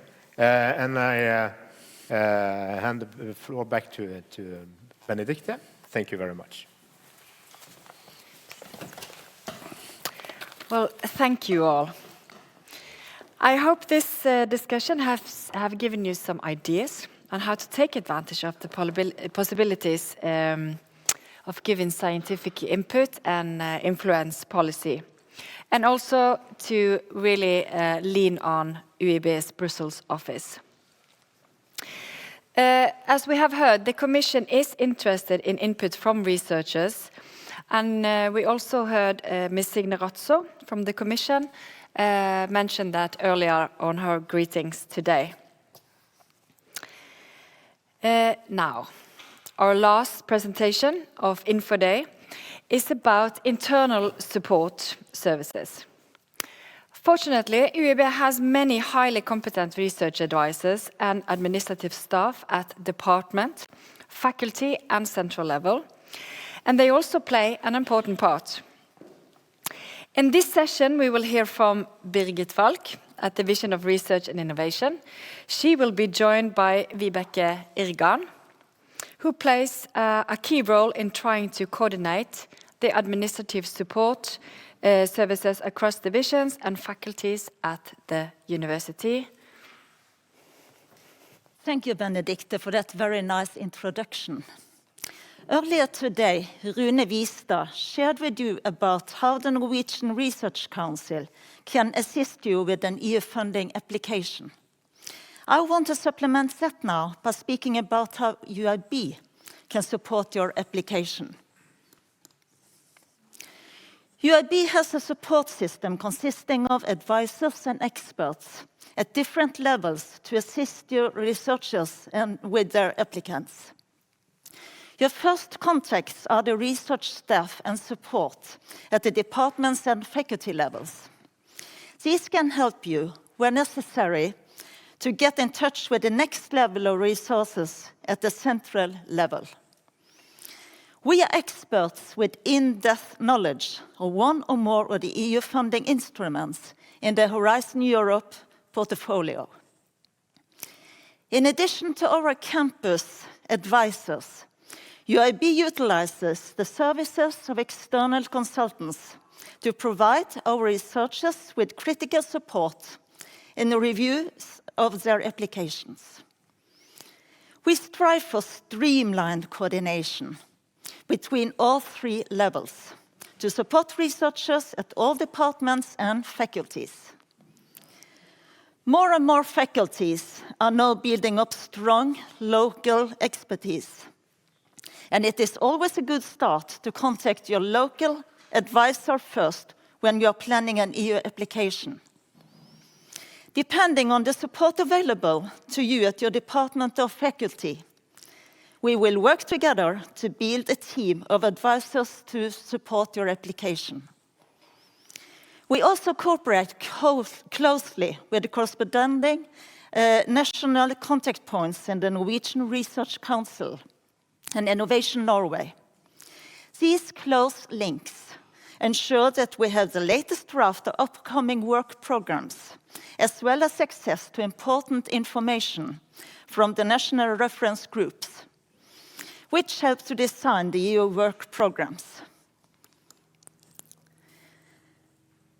It doesn't matter whether you are an early-stage researcher or a more experienced senior professor, whether you have experience applying for EU funding or not.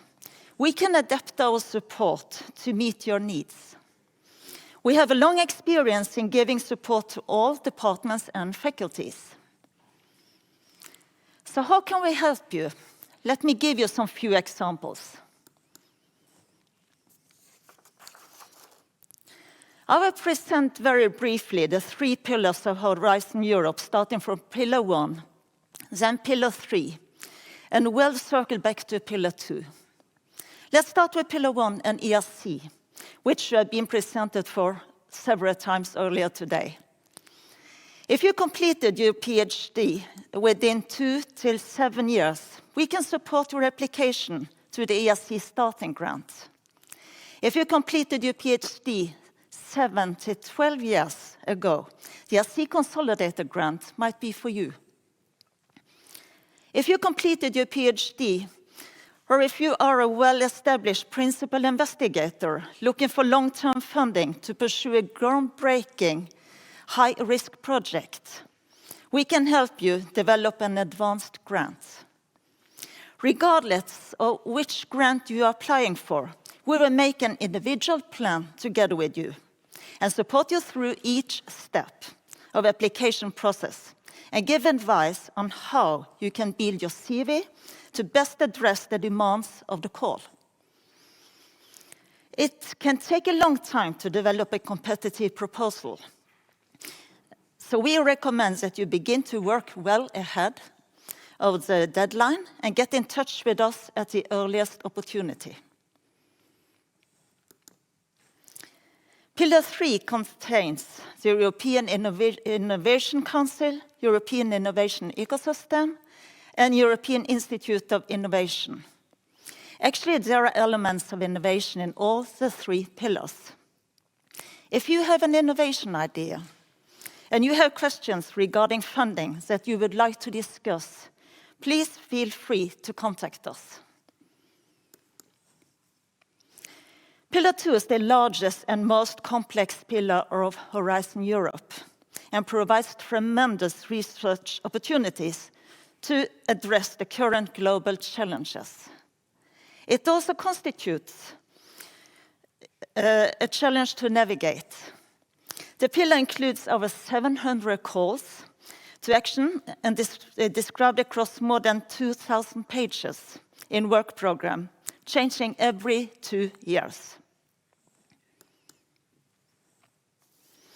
We know that the clusters in Pillar 2 have a reputation for being top-down and hard to access.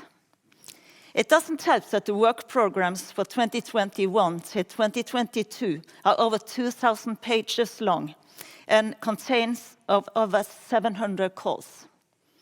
But we can help you here.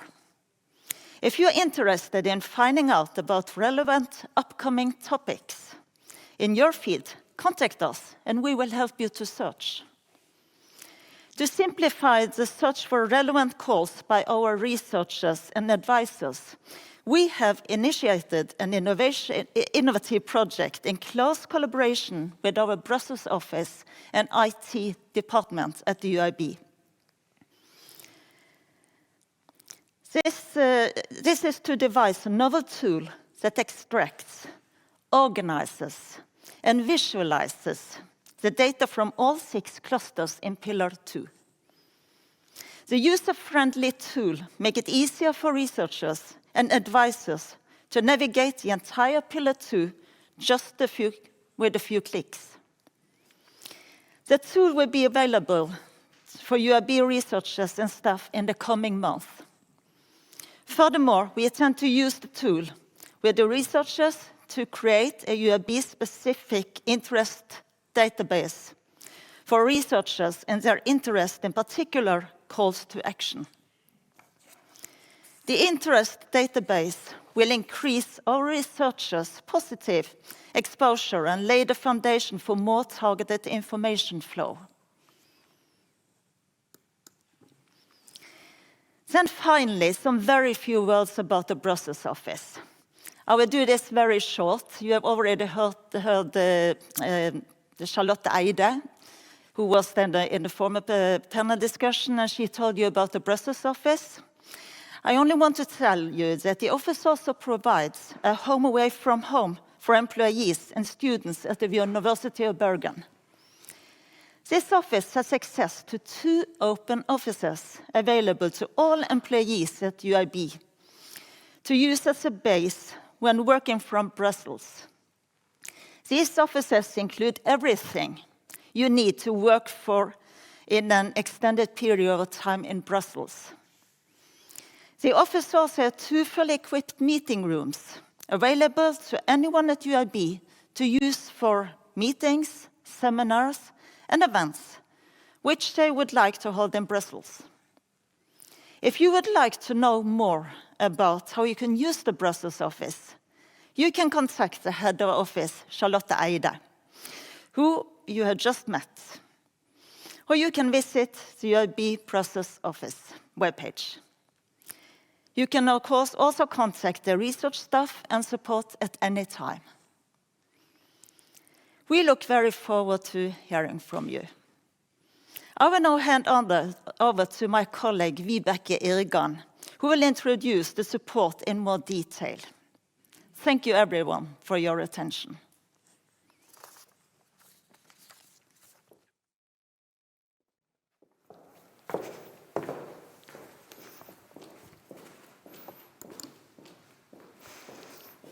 Thank you, Birgit.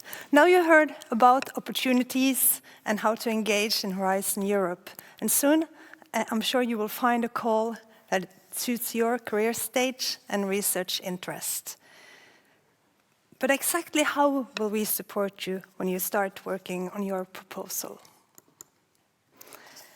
First, I want to make it clear that different types of proposals need different types of support, competence from various administrative fields.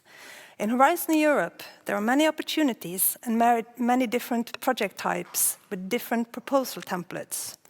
For those of you already familiar with the Research Council of Norway, Horizon Europe is not so different. There are individual grants, such as Marie Sklodowska-Curie grants, and most of the ERC grants. And then you have the collaborative grants, where you need to team up with various European partners to fulfill the eligibility criteria. And these projects include research infrastructure, research school, and the more classical research projects, and various innovation actions, all with different needs and different requirements.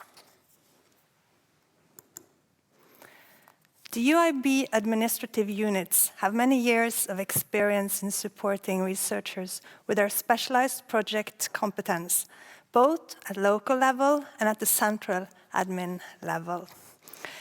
I will not list all the people involved in the support system, but it is a complex system, and both financial advisors, research and innovation advisors, librarians, legal advisors, IT, communication, and HR work together to support you in all parts of the proposal and onto the running of the project. Our support in this phase includes proposal intelligence, process management, practical proposal advice, and support in the landscape of EU rules and regulations that you have heard about today. So, now you're ready to start working on your proposal. What do you do? We always advise you to first contact your local research advisor for assistance. As Birgit mentioned, all faculties and even some departments and centers have at least one dedicated research advisor who will help you to shape your support team you need for your particular proposal. They will connect all the relevant competence I mentioned in the previous slide. It is also important to anchor the planned proposal with your head of department as soon as possible. An EU proposal takes time to write, and the department will need to invest resources into the project if it's granted. Support from your leader is essential. And it cannot be said too often, time is an issue. And not the clock, it's the calendar. We talk about months and not weeks. Our experience is that the amount of time spent will increase your chances of success. And both the concept and the proposal text will need time to mature. And if it's a collaboratory grant, you will also need to give your partners time to engage and also to anchor things in their institution. And of course, the earlier you start, the more support we can offer. I will now guide you through some of the specific parts and activities of an EU proposal and let you know what support we can provide. This is not a complete list, but I hope you get the idea on how we will work together with you. At first, you need to dissect the call and identify background info. As you have heard about today, many EU calls are politically linked and there may be policy papers behind the calls. You should read the call text carefully and consult with your research advisor or our Brussels office if there is a story behind the call and what you need to be aware of. This may also affect the type of partners you should bring into a collaborative project or include as other kind of stakeholders. So the impact, regarding excellence and challenge of project idea, we see that especially in ERC proposals, the boldness of the project and how it goes beyond state-of-the-art and open up new horizons in research are elements that needs tweaking and in-depth discussions to develop. We have experts that can help you with this if you're willing to be challenged on your research ideas. The impact your project will make on both the scientific and on the public community will depend on how you communicate, disseminate, and share your activities and results to the project stakeholders. A stakeholder is anyone who has an interest in your research or innovation projects. It is important that you plan how your results can be further used after your project has ended. Our communications advisors are trained on this and can support you in developing project dissemination and exploitation plans. As you know, open science is now the standard in public-funded research. And in all EU proposals, you should include descriptions on how you plan for open data sharing and to engage citizens and end users in results. The data management plan outlines the ways in which data is collected, generated, or processed throughout the lifespan of your project. An initial plan should also be present in the proposal. Our library staff are skilled in advising on this, so you can be sure that your proposal fits the EU requirements.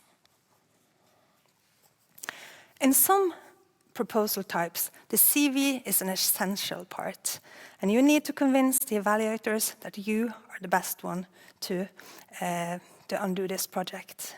We can help you with this, as well as shaping your online visibility through web pages, academic profiles such as researcher ideas, and academic social networks. This actually exists. Here, it is worth noting that building your CV is not something you do during proposal work. It should be something you all reflect on and work on continuously. Then to project organization and risk management. In all EU proposals, you are expected to present a model for project organization and management. This is something we are very happy to discuss with you, and we can also help you to develop various charts and diagrams for the proposal. Our experience is that the investment you make during the project planning will be rewarded if your project is granted. If the different projects, deliverables, milestones, decision points, and decision bodies have been clearly established, the running of the project will be easier. You will, of course, write the proposal yourself, and if you wish to manage on your own, we will not interfere. However, the total budget will need to be approved by your head of department, and you will need to include the financial support staff in this work.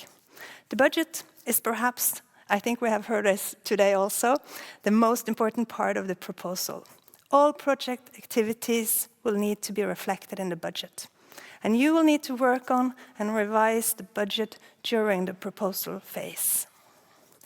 If you have project partners, their parts in the budget need careful consideration. Luckily, our support team are experts in EU financial regulation and will quality check the budget as long as you deliver on time.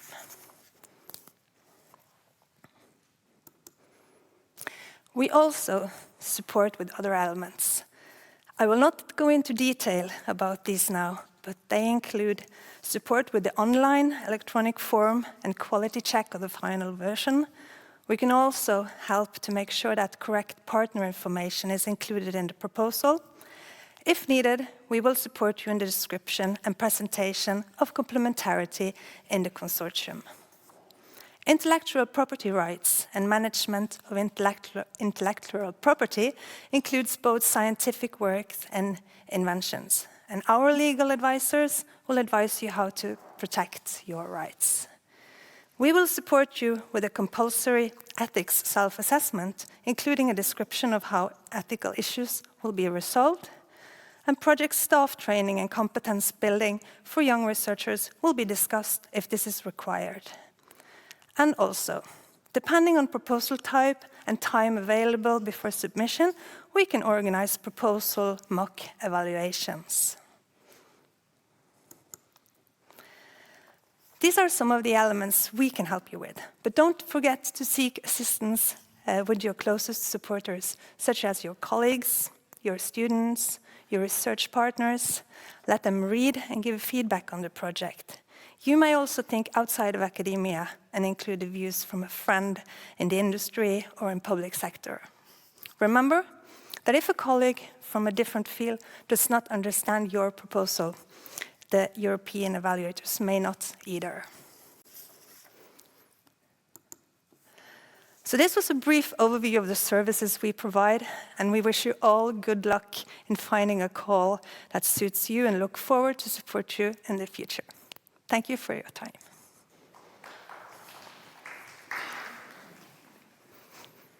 Thank you both, Birgit and Vibeke. Now, I wish to thank everyone who has participated today, both here in Universitetsaula and by following the event at home or in the office. Also for your flexibility in adjusting to our hybrid event at a quite short notice.